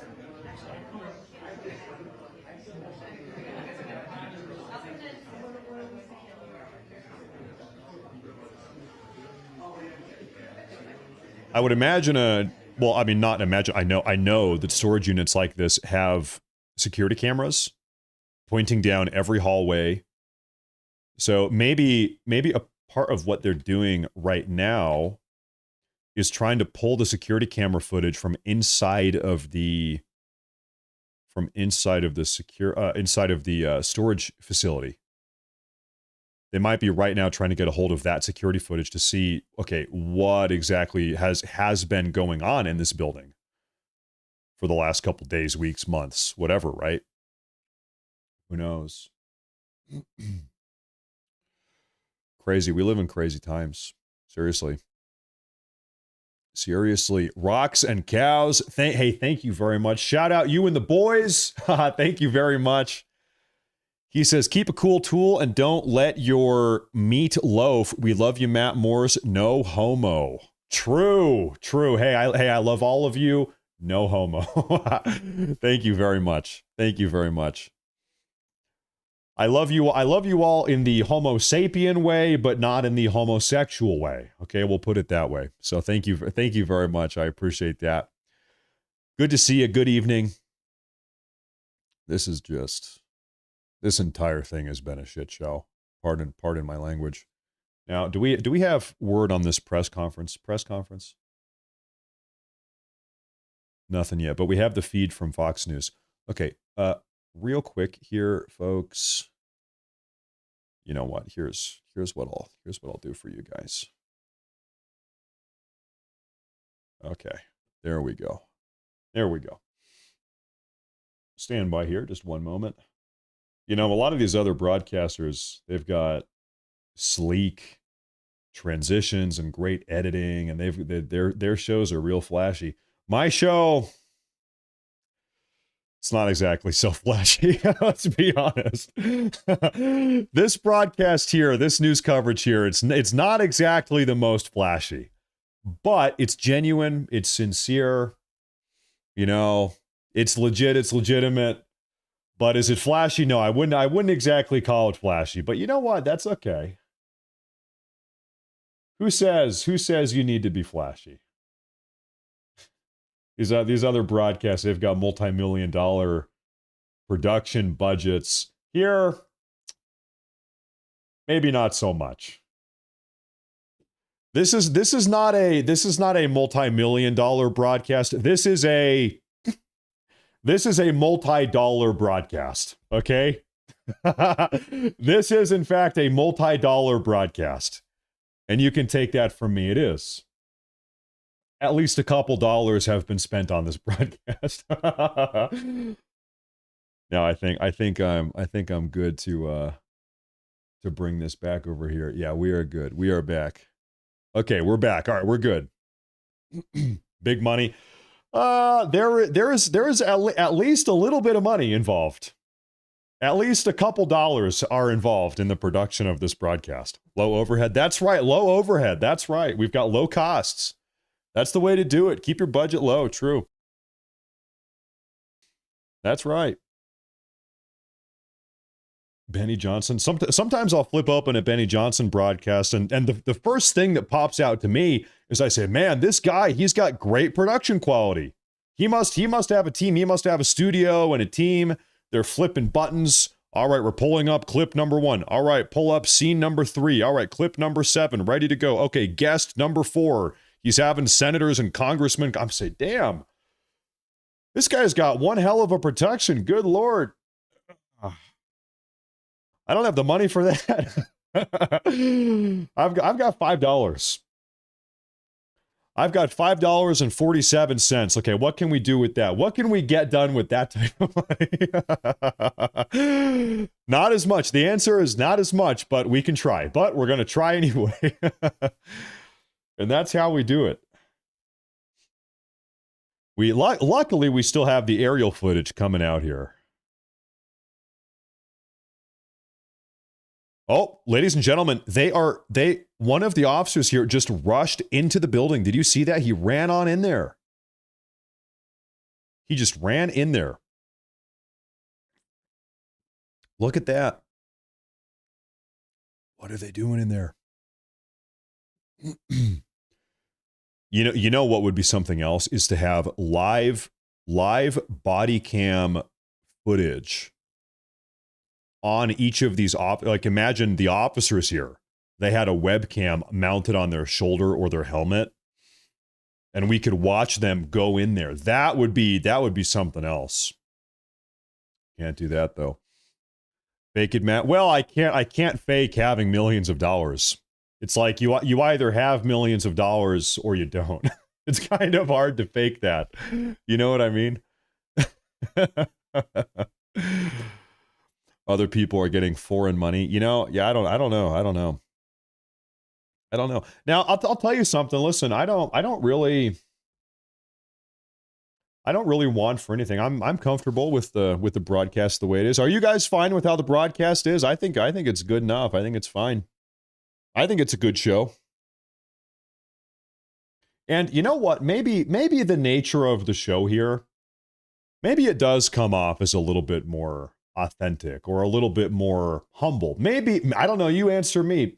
Maybe some of you like the humble nature of the broadcast. Maybe that's sort of the appeal a little bit.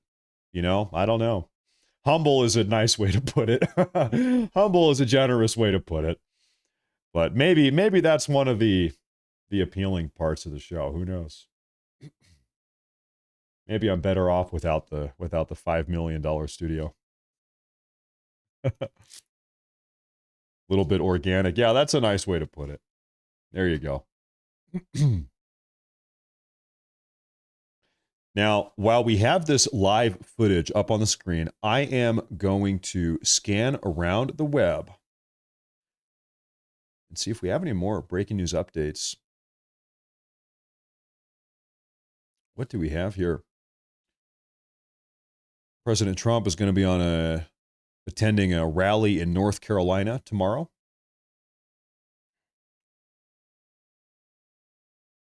Brown University and the police department look completely inept, telling everyone there was no threat and that they were safe. And then, just 3 days later, a man is shot in Brookline, Massachusetts. How do you even recover from that level of failure? It goes beyond that. I'll tell you something. If we find out that Brown University deliberately, intentionally disabled their security cameras in order to play coverage for Free Palestine rioters and protesters, it's going to be bad. That's a bad look. Not only is it a bad look, but it has literally gotten people killed. if that ends up being the case. And yeah, it look as things currently seem, looks like that is the case. That seems to be what happened here. It's a bad look. Yeah. Yeah. Oh, yeah. Now we have a super chat here from Douglas Vikars. Thank you very much. Thank you very much. He says, Matt, will you show that lib telling people not to call the suspect the brown shooter? You know, I just had that open and I just closed that tab. I just got rid of that. We played that. I think that was fake. I think that was a joke. And it got me for a minute, but I think that was a joke. That was a funny one. Everybody, please stop using the phrase brown shooter. It is racially discriminatory. Mm-hmm. Uh-huh. Thank you, Douglas. Thank you very much. We have a big super chat down here in Rumble from Breck Nichols. Thank you, sir. Thank you very much. Matt should get a duct tape as a sponsor, a perfect match. Duct tape? You know, I will tell you something here.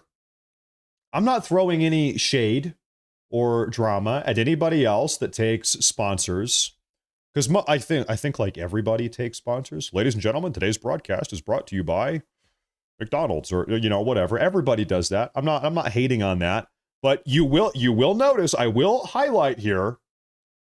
Have I taken any sponsors? Have you guys ever seen me plug a sponsorship or an ad or a product, try to sell you something? At least not yet. I don't know. Maybe I will someday. Maybe I change my mind someday, but I haven't done it. So it's not about the money. At least it's not exclusively about the money. No. Thank you though. Really, you know, it's, you guys are watching the videos. There's the super chats. It's enough. I'm not a greedy guy. I'm not a big greedy guy. Thank you very much. I appreciate that. Maybe someday I'll change my mind. Maybe I'll take you know, I get the emails, right? I get these emails. Hello, Matt Morris. We represent this gold. It's always a gold company. We sell gold. Would you like to be sponsored by our gold company? Thanks. Yeah, I don't know. Maybe not yet. We just continue to see officers funneling into this building. It almost seems like something is happening in there. Seems like something is going on in there. Seems to be the case. Harley Girl 3691 says, Matt, how is Argos doing? Let me tell you something. This dog has been such a little rat. For the last 2 weeks, this dog, man, he ripped out our sprinkler system in the backyard. Got to get a new one. And he didn't just destroy it in one place. He destroyed the sprinkler system in like 9 different places.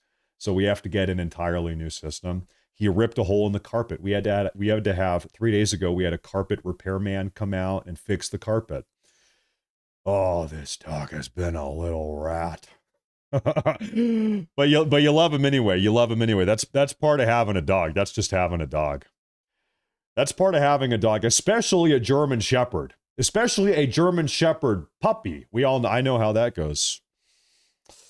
What can you do? I mean, hey, you can't get mad at a turkey for gobbling, gobble, gobble, gobble. You can't get mad at a German Shepherd puppy for ripping holes in the carpet. That's what they do. You can't get mad at the suns for rising in the east and setting in the west. That's what it does. You can't get mad at a German Shepherd puppy for destroying every single thing in the damn house. That's what they do. That's just what they do. Somebody said, you need to be like Hassan Piker. You need to get a shot collar. No. Thank you. Good question. We love him anyway. Thank you very much. Now, we actually, I do see an update coming here. Hold up. Breaking news here, folks. I want to pull this up here. We have a little bit of an update. Can I bring this up on the big screen here for you, ladies and gentlemen? Coming out of Fox News. Here. Pause that. We need to get the audio turned up. Okay, thank you. here, and they had to restart the investigation. Key hours that were undeniably lost. Rob, new details are coming in right now. A Salem Police Department mobile command center is on the scene. It appears that law enforcement is either getting ready to enter the building or, they're actually talking to someone inside from reporters that are on the scene there. Your take on that? This is how these things go. We try to say, you got to come out because you're surrounded. We're used to hearing that in the movies, but this actually happens in real life. Yeah, that's right, Laura. So what will be happening right now is the tactical teams will be set up. They'll have what they call an emergency assault plan in case things break bad. They'll have to go in right away. Obviously, the preference, though, is to preserve life, including that of the suspect, negotiate. If time is on their side, they'll have plenty of time to talk this person down, talk them out, so that people aren't put at risk. But I'll tell you something here, folks, that just pops in my head randomly. We haven't even really talked about the possibility of this shooter being from outside the U.S. This perpetrator, the shooter here, could be a non-U.S. citizen, not even in the country legally. We were talking about maybe it was another student, maybe it was this or that. This could be a foreign actor that is in the country that has taken out, these students on Brown University for some reason. You do kind of have to stretch your mind a little bit. Okay, why are they taking out students? Another question, this kind of makes more sense. Why would somebody take out the MIT genius plasma scientist? Well, everybody says he was a genius and he was on the cusp of revolutionizing clean energy or blah, blah, blah, blah, blah. Okay, you could pretty easily concoct a motive there. Really, the difficult question is why would the person that took out, if it is the same person, why would the person that took out the genius physicist scientist also then take out a bunch of university students? Why? What is the overlap between that? It's a tough one. We got to wait and see. Here. We have audio. Yes, we do. Yes, we do. Oh my good Lord, we have some super chats here. Hey, Patriot down in Rumble, Patriot 1064 says, I hope something happens for you before you have to end the show. I have a nice dinner with my family tonight. I know, listen, I have about an hour. We have a reservation. My wife made a reservation. That's how you know it's serious. So I do have to go in 1 hour. I went live with this broadcast thinking that we were going to be listening to the they are in the building, to the Providence Police press briefing, but we're about 2.5 hours in and we have not had the press briefing yet. Now, look there, what is he bringing into the building? He's got a big old bag on his back. That was a big old backpack he just brought in there.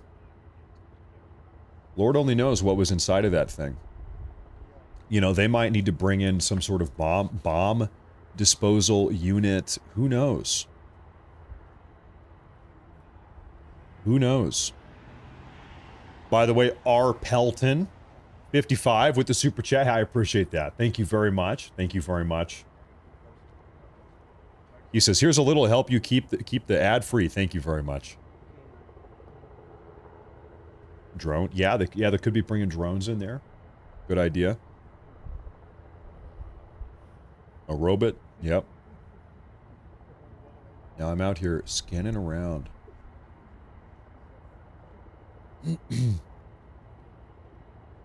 Okay, here we have a report from Jesse Waters talking about the security cameras on Brown University. Is this real? Did they really do this? Please do not tell me this is a real thing. The president, who was a no-show at today's presser, has been heckled for years by Muslim underclassmen. She always bends the knee, but they heckle her anyway. Over the summer, radical left human rights groups demanded Brown disable their security cameras so Palestinian activists could raise hell under the radar. Did they cave? We asked. No response. It's not just Brown. The whole city is a DEI mess. Oh, boy. Yep. That's very bad. That is very bad.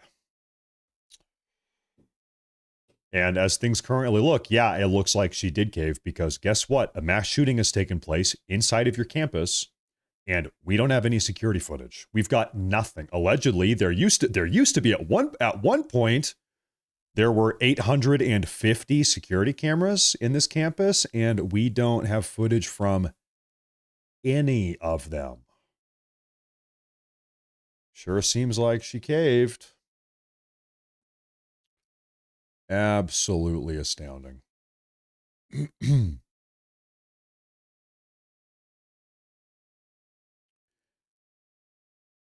This is yesterday afternoon. I'm going to show you something here. Providence Police released an enhanced image. And so when we say enhanced image, they take a grainy security camera, like a street camera image, and then they use artificial intelligence to enhance it. So maybe this kind of gives us somewhat of a better idea. Now, I will tell you something, a warning about these enhanced images. I remember following the Charlie Kirk assassination, there was the FBI released an enhanced image of the Charlie Kirk shooter, the alleged Charlie Kirk shooter. Well, the enhanced image that they released ended up not even really looking like Tyler Robinson, who is right now the current suspect. We don't need to get into the whole, Candace Owens conspiracy theory right now. But anyway, so Tyler Robinson is allegedly the suspect they have right now. The point I'm trying to make is that this enhanced image that they initially released ended up looking nothing like Tyler Robinson, right? So, enhanced images, I guess the point I'm trying to make here is take them with a grain of salt. Grain of salt. They're clown shoes. You think those shoes look abnormal? Maybe a little bit. Maybe a little bit.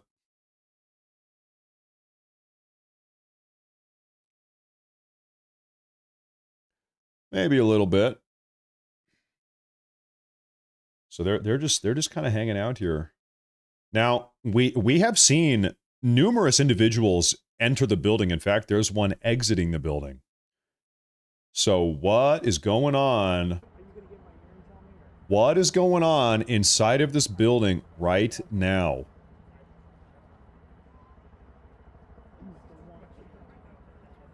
What is going on?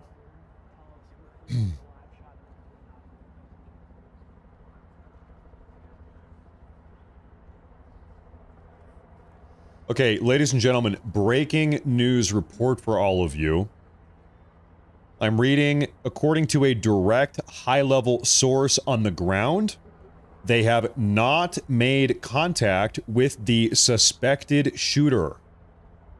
Contact with the shooter allegedly has not been made. Karen in the chat says, MIT professor was Jewish. I'll tell you, we actually had that entire conversation about an hour ago, whether or not the MIT professor was Jewish. I couldn't find anything confirming that. He could have been. But at least I couldn't find a confirmation on that. Maybe he was. And maybe that is a part of it. Totally could have been.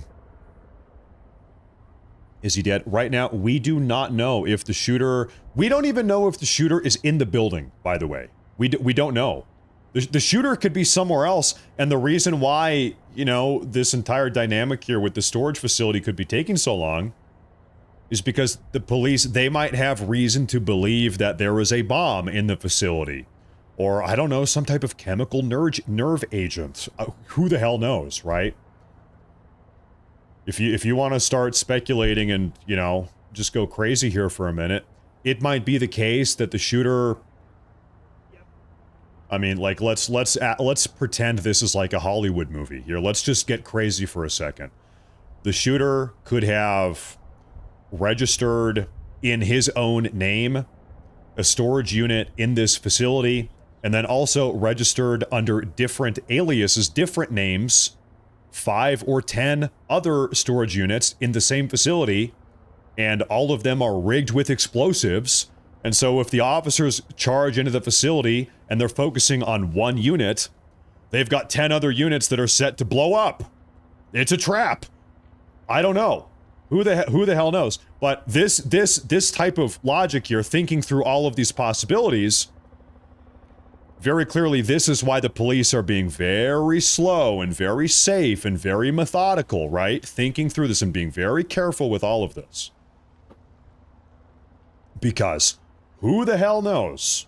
We have seen similar stuff like this. We were talking about the Aurora movie theater shooter from about 15 years ago, where he carried out a shooting in the movie theater in Aurora, Colorado. The police went to raid his house, and they found rigged up explosive devices in the house so that when the police raided the house would blow up. Now, luckily, in that specific case, the explosive devices ended up like malfunctioning or not working, so it didn't blow up actually. But you know, anyway, the point is, like, we've seen weird stuff like that. Would you put these ideas past somebody who has just carried out a mass shooting, as this individual did on Brown University campus 5 days ago? No, I wouldn't. I would be very cautious. Very, very careful. This person is clearly premeditated.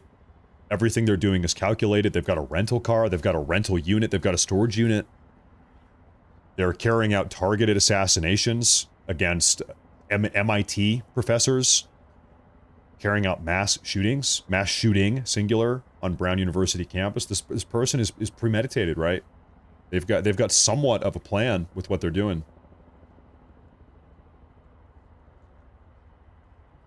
Got to be careful.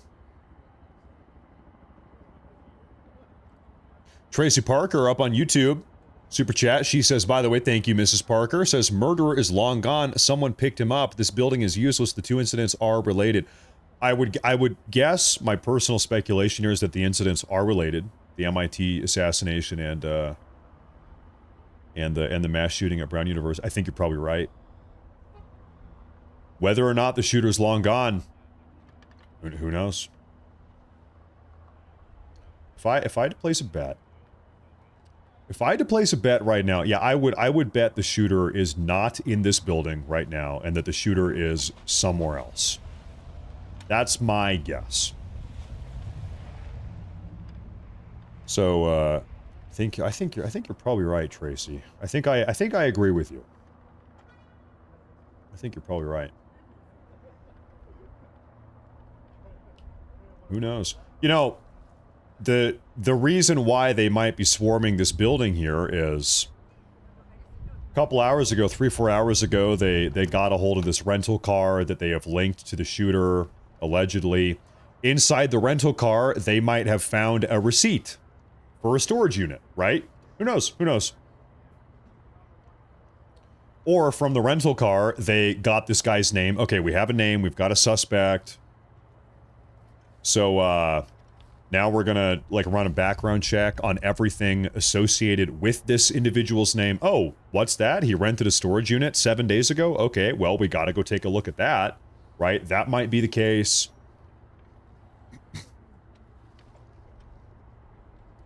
Could be many things here. It's a big building. This is a big building, though. Massive building. Likely. In fact, you know what? I'm gonna pull up the website for this building here. How many storage units? Oh, guys, great news. This is the building here. Extra space storage. Great news. The storage facility is LGBTQ+ friendly. Can I ask a question? Maybe you're going to call me a bigot here. Why does a storage facility need to be LGBTQ+ friendly? Why is that? Why? It's literally just a storage facility. Anyway, it is great. Okay, so do they have a website? Extra Space. How many units in total do they have? 24-hour access. I don't know. Storage experts available. Storage 101, vehicle storage. I'll look this up on the other monitor so you guys can keep looking at the footage here. I don't know. It's a big building, 100. Gotta be hundreds. It's a big building. But really what matters here is that all of the units are LGBTQ+. That really is the most important thing about all of this. Without a doubt.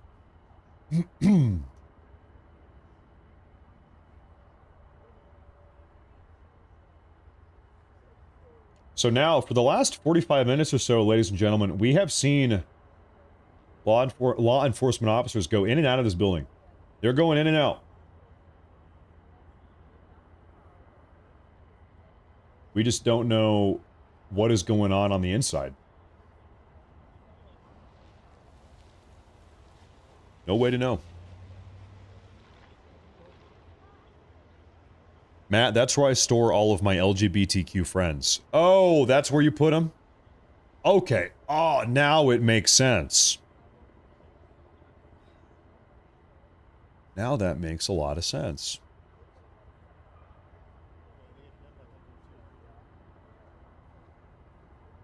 It does seem to be the case.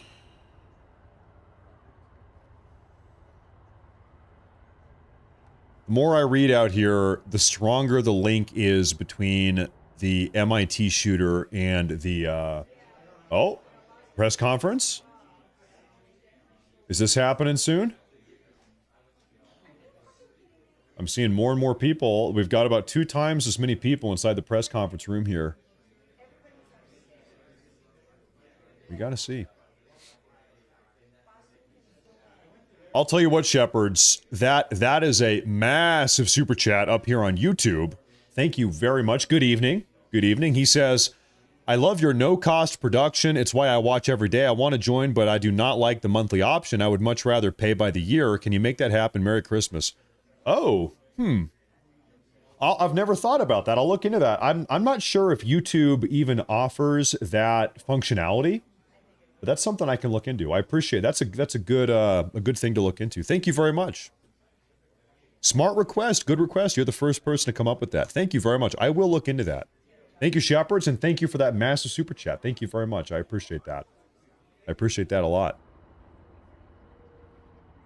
Sir, it seems like that press conference is not happening yet. They've flipped away. Different camera. No, thank you very much. I appreciate that. I'm hearing people say they do offer that. Okay, I will look into that. I'll see if I can enable that feature. Maybe it's just not enabled. If those cameras were all disabled to protect domestic terrorists, parents better be suing. Kevin Spears, yeah, Brown, listen, if everything we think is going to come out actually comes out here, Brown University, they might not be a university for very much longer. Yeah, let's just put it that way. Let's put it that way. Thank you. True. Thank you very much. Megan says, is there a single storage facility in America that advertises that they are anti-LGBTQ? Anti-LGBTQ. I don't know, you know, maybe in Idaho or something. Who knows? I don't know. I'm trying to think you know, I think off memory here, I think actually Wisconsin.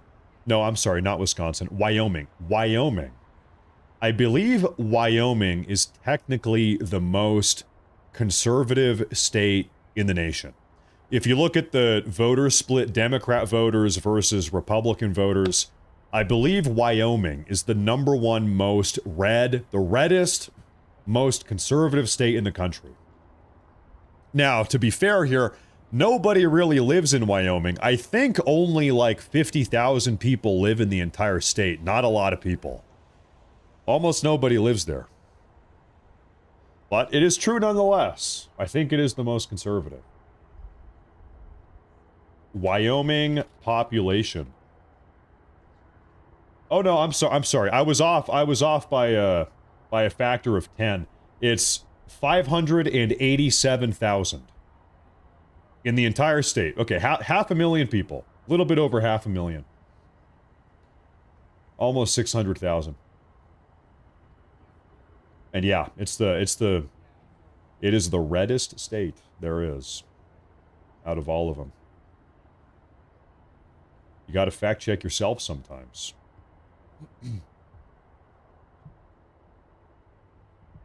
Unbelievable. I'll tell you what, ladies and gentlemen, I am not expecting them to wrap this up in the next 45 minutes. I've been saying I have to go in about 45 minutes. I've got some real life obligations to attend to. I do not think that they are going to have this entire situation resolved and concluded in the next 45 minutes. I hate to say. We'll see, though. You know, we're going to give them 45 minutes. I will. We'll give it some time here. Reports on X are saying the suspect is dead. Well, what I saw about a half hour ago, I'll look for an update, is that they actually had not made contact with the suspect.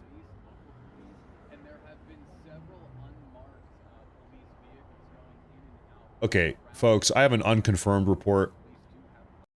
Ladies and gentlemen, breaking news, unconfirmed report. Stand by. Unconfirmed photo of Brown University shooting suspect who is apparently an employee at Extra Space Storage that is now surrounded in Salem.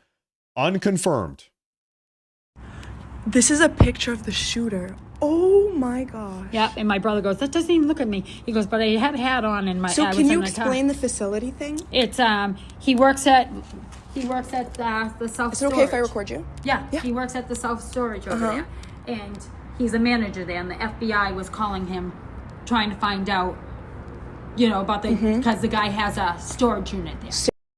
Okay, so once again, unconfirmed, this is no offense, this is a random woman on the side of the road. Okay, so no offense, she seems nice. Great woman. However, this is unconfirmed. Storage unit in Salem, New Hampshire. Yeah, so they were talking to them, trying to figure out everything, and so they got the information. They said, my brother's boss said, you can go home. If we need you, we'll call you back. Yeah. And my brother laughed, got in his car and started driving away, and they surrounded him. The FBI surrounded your brother's car. Ripped him out of his car, threw him to the ground, and put rifles to his head. That's fucking insane. Assholes. And he's trying to tell him, I'm the manager. You were of just the storage talking to facility. Me. Yeah, just talking to me. Wow. Extra Space Storage over there. Extra Space Storage in Salem, New Hampshire. And so they went and got his license. Okay, you know what? Why don't we go ahead? Let's play this one more time. Play it back. This is a picture of the shooter. Oh my gosh. Yeah, and my brother goes, that doesn't even look at me. He goes, but I had a hat on and So can you explain the facility thing? It's he works at the self-storage. Is it okay if I record you? Yeah. He works at the self-storage over there. And he's a manager there, and the FBI was calling him, trying to find out, you know, about because the guy has a storage unit there. Storage unit in Salem, New Hampshire. Yeah, so they were talking to them, trying to figure out everything, and so they got the information. They said, my brother's boss said, you can go home. If we need you, we'll call you back. Yeah. And my brother laughed, got in his car and started driving away, and they surrounded him. The FBI surrounded your brother's car. Ripped him out of his car, threw him to the ground, and put rifles to his head. That's fucking insane. Assholes. And he's trying to tell him, I'm the manager. You were of just the storage facility. Yeah. Just talking to me. Extra Space Storage over there. Extra Space Storage in Salem, New Hampshire. And so they went and got his license. Okay, once again, folks, this is completely unconfirmed. We do not know. That's just no offense once again, but that is just a random woman on the side of the road. So we do not know. Could be the case, could not be the case. We don't know. Some better aerial footage Good God, this is something else. This is something else. Good God.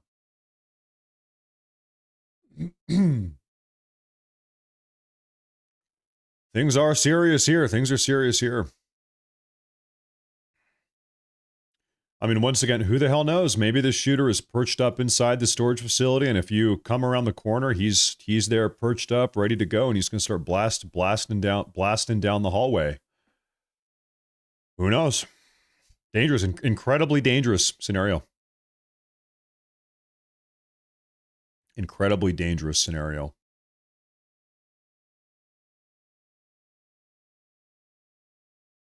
And right now,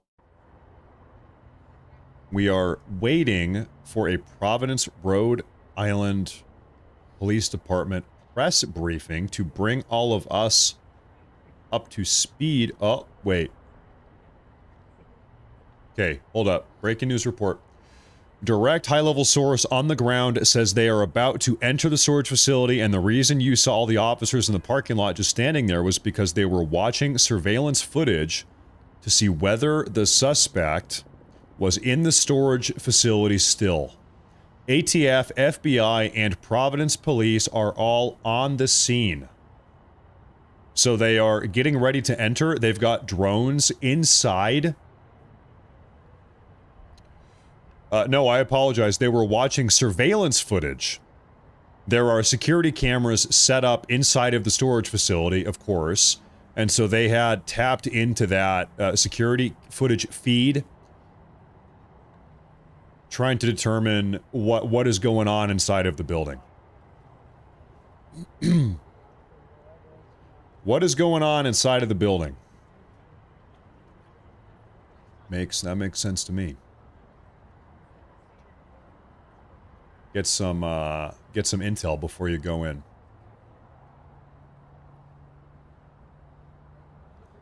Damn, you are so good at milking this. Listen, brother, if it were up to me, I would wrap this thing up right now. Believe me, I'm just a guy sitting in my office, okay? I have no control over the rate at which all of this unfolds. I'm along for the ride, just like you. And we're doing our best to make sense of it here. In fact, like I said, I actually have to go in about, 35 minutes or so. I've got to take off in about a half hour or so. Let's go. Let's get this show on the road. Wrap it up. Let's wrap it up here. I'm with you. Let's get this thing wrapped up. Nightmare says, that was so... You know what? I'll tell you something. All of you folks here on YouTube, you guys, and Rumble, you guys have no idea. You guys are way nice to me. You guys are very nice. And I say that for a couple reasons. One, all of you really are very nice. Even those of you that are rude, still you're nice. And I say that because for a long time, I was actually, was a full-time streamer on Twitch for 7 or 8 years. 7 or 8 years. I was a streamer every day, 12 hours a day. I was streaming on Twitch for a very long time. It's only about a year ago that I really started doing 100% dedicated political coverage, political content. And I'll tell you what, can you imagine how a guy like me, conservative guy like me, can you imagine how I was treated on Twitch? Because you know Twitch is like far left, radically progressive, echo chamber. Those people are nuts. Those people are out of their damn mind. Can you imagine how a guy like me was treated over there? I would look at my live chat and it was death threats, death threats every single day. F you, F this, screw you, I hope you die, blah, blah. Like, all day, every day, for years. That's what I had to deal with over there. So now I look at you guys, and I'm saying, man, you guys are too nice. You guys are nice. I'm not used to it still. I'm not used to it still. I grew accustomed to having everybody say the worst of the worst, most heinous stuff every day. I'm looking at you guys, man. You guys are pretty nice over here. Over here on Rumble and on YouTube. You guys are pretty nice. I can tolerate it. I can deal with it. I've grown a thick skin after almost a decade of abuse. over on Twitch of daily abuse over on Twitch. I've got thick skin. I can handle it.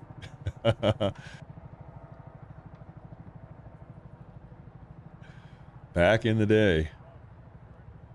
Now, right now, folks, allegedly here, allegedly the police are getting ready to actually flood into the building. They were monitoring security camera footage inside the building, making sure, is it safe? Can we go? Are we going to go? Seems like they are going to be flooding the building here pretty soon. The raid is almost underway. That's what I am reading, at least. Matt, I used to live in Portland and I run an indie news commentary channel, RSS commentary, so I know how you feel. Yeah. Yeah, I mean, so similar to what I was saying about Twitch, was like you know, I'm actually a Portland, Oregon native. I grew up in the Portland, Oregon area. It's only in the last couple of years I've kind of moved away. I've slowly been moving away from Portland, but my entire life up until recently I was surrounded by these people. Just absolutely unhinged, far left freakazoids. That's my origin story. that's my origin story. Twitch sounds like the place not to be. I'll tell you, Twitch in a lot of ways, it's kind of like Reddit. It's like the same community as Reddit, and you guys know how Reddit is. Very far left. A lot of the same people. A little bit too far, my man. Okay, once again, authorities have not made contact with the suspected shooter of the Brown University shooting and of the MIT professor shooting. They have not made contact. That is what I am reading. They have not made contact. From Camilla, Sweden says, Matt, have some subs from Sweden. Oh, tak. Don't you say tak, tak, tak, tak. Thank you very much. I appreciate that. You know, my wife long ago, she used to work in Sweden. My German wife used to work in Sweden and in Stockholm. She actually is fluent in Swedish as well. My wife can speak German and Swedish and English. I guess actually English is her third language. It's good though. My wife speaks I'd say perfect English. In fact, okay, can I tell you, ladies and gentlemen, can I tell you a secret here? Under one condition. You have to promise to forget about this. What I'm about to tell you, you have to forget about it. By the end of the day, you need to forget what I'm about to tell you. Okay? And if you promise, I will tell you a secret. But you've got to let it slip out of your memory by the end of the day. I've got a secret plan for April Fool's Day. That's about 4 months from now, 4.5 months. On April Fool's Day, I'm going to have my wife, I'm going to make her she's going to wear a flannel, my vest, she's going to put on my hat, and I'm going to sit her here, and I'm going to have my wife record a video, you know, one of my 8 or 9 or 10 minute long videos. I'm going to have her record the video dressed up like me. And she'll do the entire 10-minute video, and then we'll put it up on YouTube and Rumble, and we'll see how people respond. I think it's going to be funny. I think it's going to be funny. We'll see how people respond. She's going to dress like me. I'm going to write a script out for her. I'll do the entire script. She'll talk like me. Ladies and gentlemen, the liberals are at it again.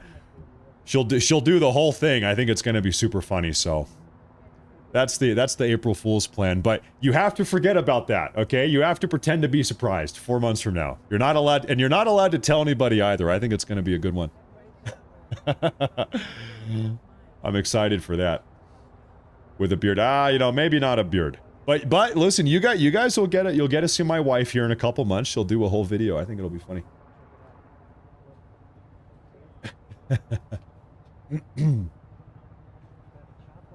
Well, ladies and gentlemen, I'll tell you, this is one hell of a slow operation. They're taking their time. I mean, it makes sense. I'm not blaming them, but that's just the way that it goes.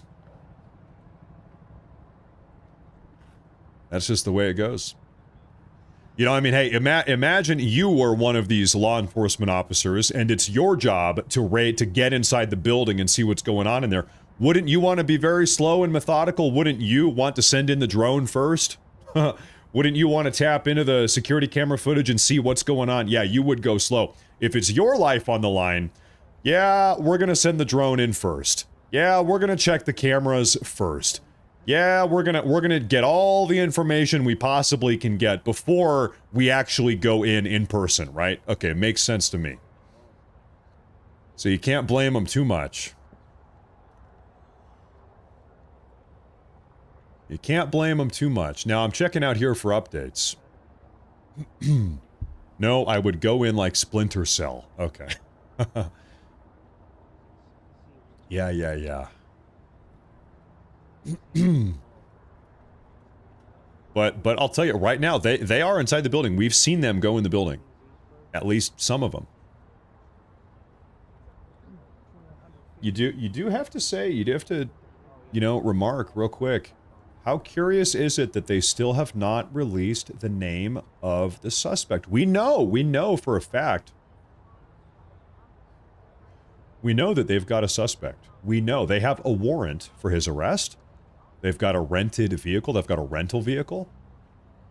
They've got some name is presumably attached to this storage facility, the unit in the facility. They've got a name. We know that they have a name. They've got a suspect. In fact, beyond that, they believe that the suspect, it's the same guy that carried out the Brown University shooting and the MIT professor shooting. Same guy, allegedly. And so we know they've got a name. We know they've got a name. But they are just not telling us. Okay, ladies and gentlemen, I've got a Fox News report. Being able to give this technology a vehicle description. Wait a sometimes minute. it can be as simple as that. If it has that vehicle in a database, or it can reference it, you can tell it to find you a blue Chrysler, and it will find all of the blue Chryslers in. Okay, so we just lost that feed. But I'll tell you something here. I've got a very curious Fox News update. We're going to let this play. Take a look. A Fox News alert: police have entered that abandoned storage facility in Salem, New Hampshire, where the Brown University suspected shooter's abandoned car was found, right outside that building. Here with us live from Providence is Paul Morrow, Fox News contributor. Paul, early reports are saying that car has been there for many hours, not just, a short period of time, indicating that perhaps that suspect is not in the vicinity after all, or that there might have been a second vehicle.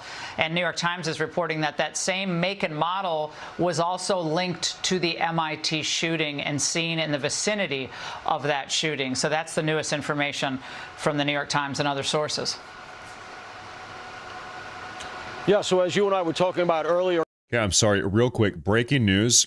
A source who lives near Salem, New Hampshire storage unit claims that the alleged Brown shooter shot himself inside of the building. That is unconfirmed. We do not know for a fact here, but I wanted to share that with you. Allegedly. Tonight, it looks like the license plate readers are going to be the key linchpin of linking the two events. It's still a little fuzzy, but the fact that they were there hours ago, the car was, could lead us to believe that he's not, in fact, in that warehouse. My reporting, my sourcing, is that they've not made contact with him, and as you and I were talking about earlier, they were trying. Earlier reporting was that they had found the car and surrounded the car. It looked good for a bit. He's not in the car, but that doesn't tell you how long the car has been sitting there by itself. So we could be at the beginning of this. If you are watching the screen, law enforcement doesn't seem very hurried. They didn't use a drone or a robot. So it looks like right now they're going to clear the area, and we might be back to looking for another car, because reportedly there are two different license plates that are potentially in the mix. Could have either switched plates, or maybe there are, in fact, two vehicles. And Paul, this could be a catch me if you can scenario where this guy, as Fitzgerald said earlier, is enjoying all this attention and trying to keep one step ahead of police. I mean, we don't know. But if he's not here, he's somewhere. The longer this goes on, the more, he gets his thrills. This individual, I mean, for all we know right now, we have a bunch of unconfirmed reports, whatever. This person could be, out of the country. This person could be in Zimbabwe right now. For all we know, this person has been at large for 5 days. In fact, I want to get my dates right. Today is December 18th. It was on December 15th, 3 days ago, that the MIT professor was assassinated. This person has been at large for 3 days since his most recent shooting. 5 days since the Brown University shooting. Who knows? Once again, who knows where this person might be? That's a lot of time. Listen, that's a lot of time to work with. You can go anywhere on the face of this planet within 3 days. You could be anywhere. Could be in Zanzibar. It's true. Could be in Agartha. Who knows? Could be on planet Nibiru.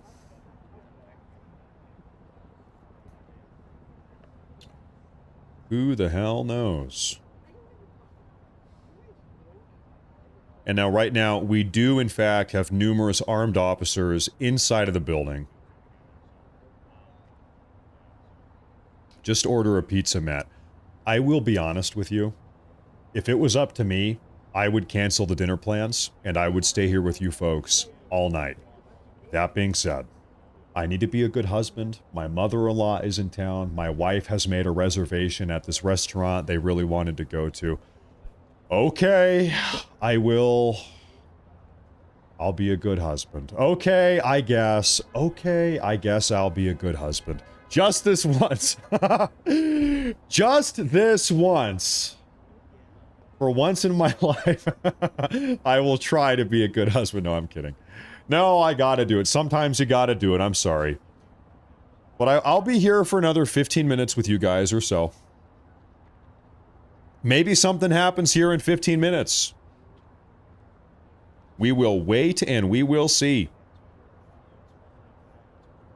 But I need to go have dinner with my mother-in-law. It's true. It's true. You gotta do what you gotta do. Allegedly, Erica Kirk, you know, I'll go ahead and play this. A little bit of a side story, unrelated to any of this right now. Erica Kirk has just publicly said that they are going to get J.D. Vance elected in 2028. That is what is on the agenda. We are... Now, can I turn this up? It's a little bit quiet. Turn that up. There we go. We are locked in and mission focused for both 2026 and 2028. We're investing in states and not just in races. So what I mean by that is we are building the Red Wall, Arizona, Nevada, New Hampshire. That's going to be very important to us. We're going to ensure that President Trump has Congress for all 4 years. We are going to get my husband's friend, J.D. Vance, elected for 48 in the most resounding way possible. There you go. And for our hometown, we are... So there you go. There's the official TPUSA Erica Kirk endorsement of J.D. Vance. Seems like it's probably going to be J.D. Vance who will be the Republican candidate. I saw Marco Rubio come out the other day. He said, I will not run if J.D. Vance is running. So what does that mean? It means Marco Rubio is not going to compete against J.D. Vance. Now, I suppose, who knows? I guess he could try to become J.D. Vance's vice president. Could be. Or, you know, maybe Marco Rubio just continues on as Secretary of State in a Vance administration. Maybe he just retains the same job. He just keeps doing what he's already doing, you know? Could be. Oh, we've got 3, 4, 5. Everybody's coming out. 6, 7, 8. Okay, ladies and gentlemen, every single officer is now coming out of the building. What is that? That's like 10 or 11 of them. Yeah.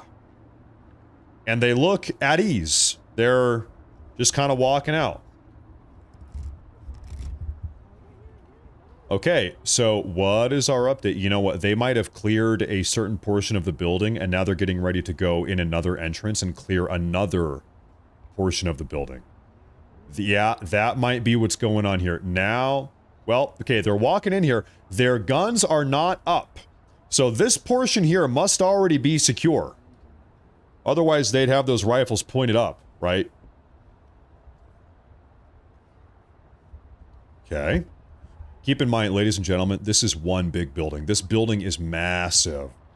And even worse, it is a storage facility. It's a massive storage facility with what are effectively several hundred individual rooms.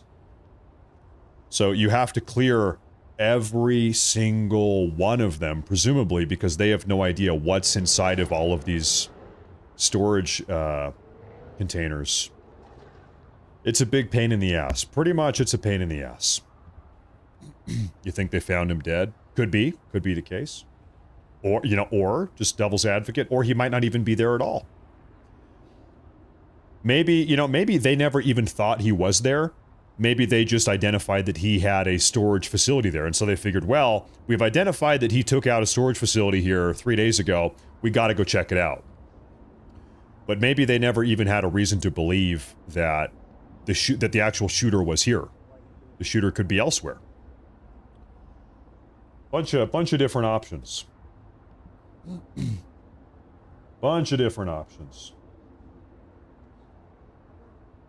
We're just following along.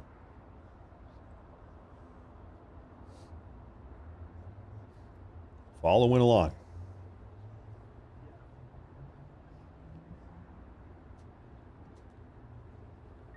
We live in unprecedented times. Kennefront, I think you're right. Times are crazy. I mean, you guys know this. You guys are all smart, but you know, you need to make sure that you and your family are taken care of.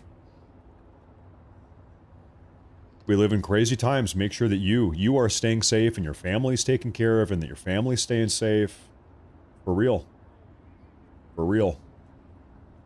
We've got a lot of crazy people in this country. Like genuinely, we have a lot of crazy, violent people in this country. And it's not, you can't help but notice, it's not really coming from our side of the aisle, is it? No, it's not.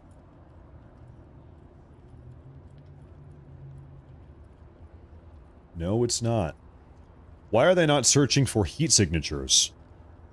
Well, you know, maybe the shooter covered himself in mud, like Arnold Schwarzenegger in the Predator movie. It is a possibility that he is covered in mud sitting under a waterfall, in which case heat detecting equipment would be unable to pick him up, you know? Who knows? You never know. No, I don't know. Maybe they are. Maybe they have tried that. Maybe they did try that. Citizen M, by the way, thank you for that super chat. Says, thanks for another breaking news live stream. MAGA. MAGA. Thank you very much. I appreciate that. Thank you. Thank you very much. Thank you very much. That's true. And we're doing it day by day. We're doing it. MAGA. It's happening every day, little by little. Today's video that I uploaded earlier today was talking about Trump's new inflation numbers down to 2.7. 2.7 below all of the experts' predictions. You know, at a certain point you have to say, listen, if these experts are wrong about everything always, at what point do you just stop calling them experts, right? Really, what level of expertise do you have if you're just wrong about everything always nonstop habitually, right? I don't know. But they're the experts. You got to trust the experts. Okay. That's what they say. I want a name for this. I agree. We need to have a name for this guy. I agree. I agree. I agree. You know, Norbizzy, I'll say this. I think for me, it's for me personally, it's kind of too early to start really talking about who should be president, who's going to be president 2028. I mean, we have midterms in about 11 months. I think I probably personally won't think about it too much until what, 2027? Yeah, 2027. Really, whenever the presidential campaigns start picking up, you know. Here's, you know, if you want to quickly talk about the 2028 election, one massive wild card variable, who does Trump endorse? Kind of, you have to assume that whoever Trump endorses is going to be the guy. Trump is like King Midas. He's got the golden touch. Trump, in a lot of ways, he kind of picks who it's going to be. Because imagine a scenario where Trump endorses J.D. Vance, and then another Republican comes up and says, no, I think I should be president. Okay, so you're going to campaign against you're going to campaign against Trump's endorsement? Really? That's an uphill battle. I don't think anybody's going to do that. So I do think Trump's endorsement is going to kind of be the deciding factor here. But also, you know, another variable, what if Trump endorses nobody? What if Trump says, you know what? I love a good competition. You guys, fight it out. That almost seems like something Trump would do. You know what? I'm not endorsing anybody. You want it? Go fight for it. That sounds like something Trump would do. That could be the case, right? Trump might save his endorsement until after the Republican primary has played out. So you have a full all-out battle, the Republican primary, one victor emerges, and then Trump endorses the victor. That almost seems like something Trump would do. That might be the case, right? Trump is a fighter. Trump is a competitor. He enjoys the competition of it all, right? So he might give these guys a chance. Hey, you know what? You think you should be president? All right, then you got to fight it out in the primary. Go run it down in the primary. Good luck. That might be the case. Gotta see. You got to earn it.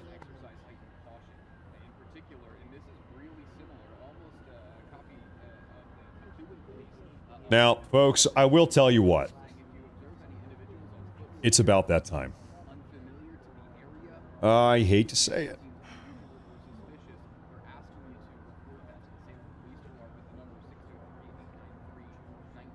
I hate to say it, but it's about that time. And you know what? At this point, I'm scanning all of my sources here. We're not seeing a lot of breaking news updates right now. This entire situation is just unfolding incredibly slowly.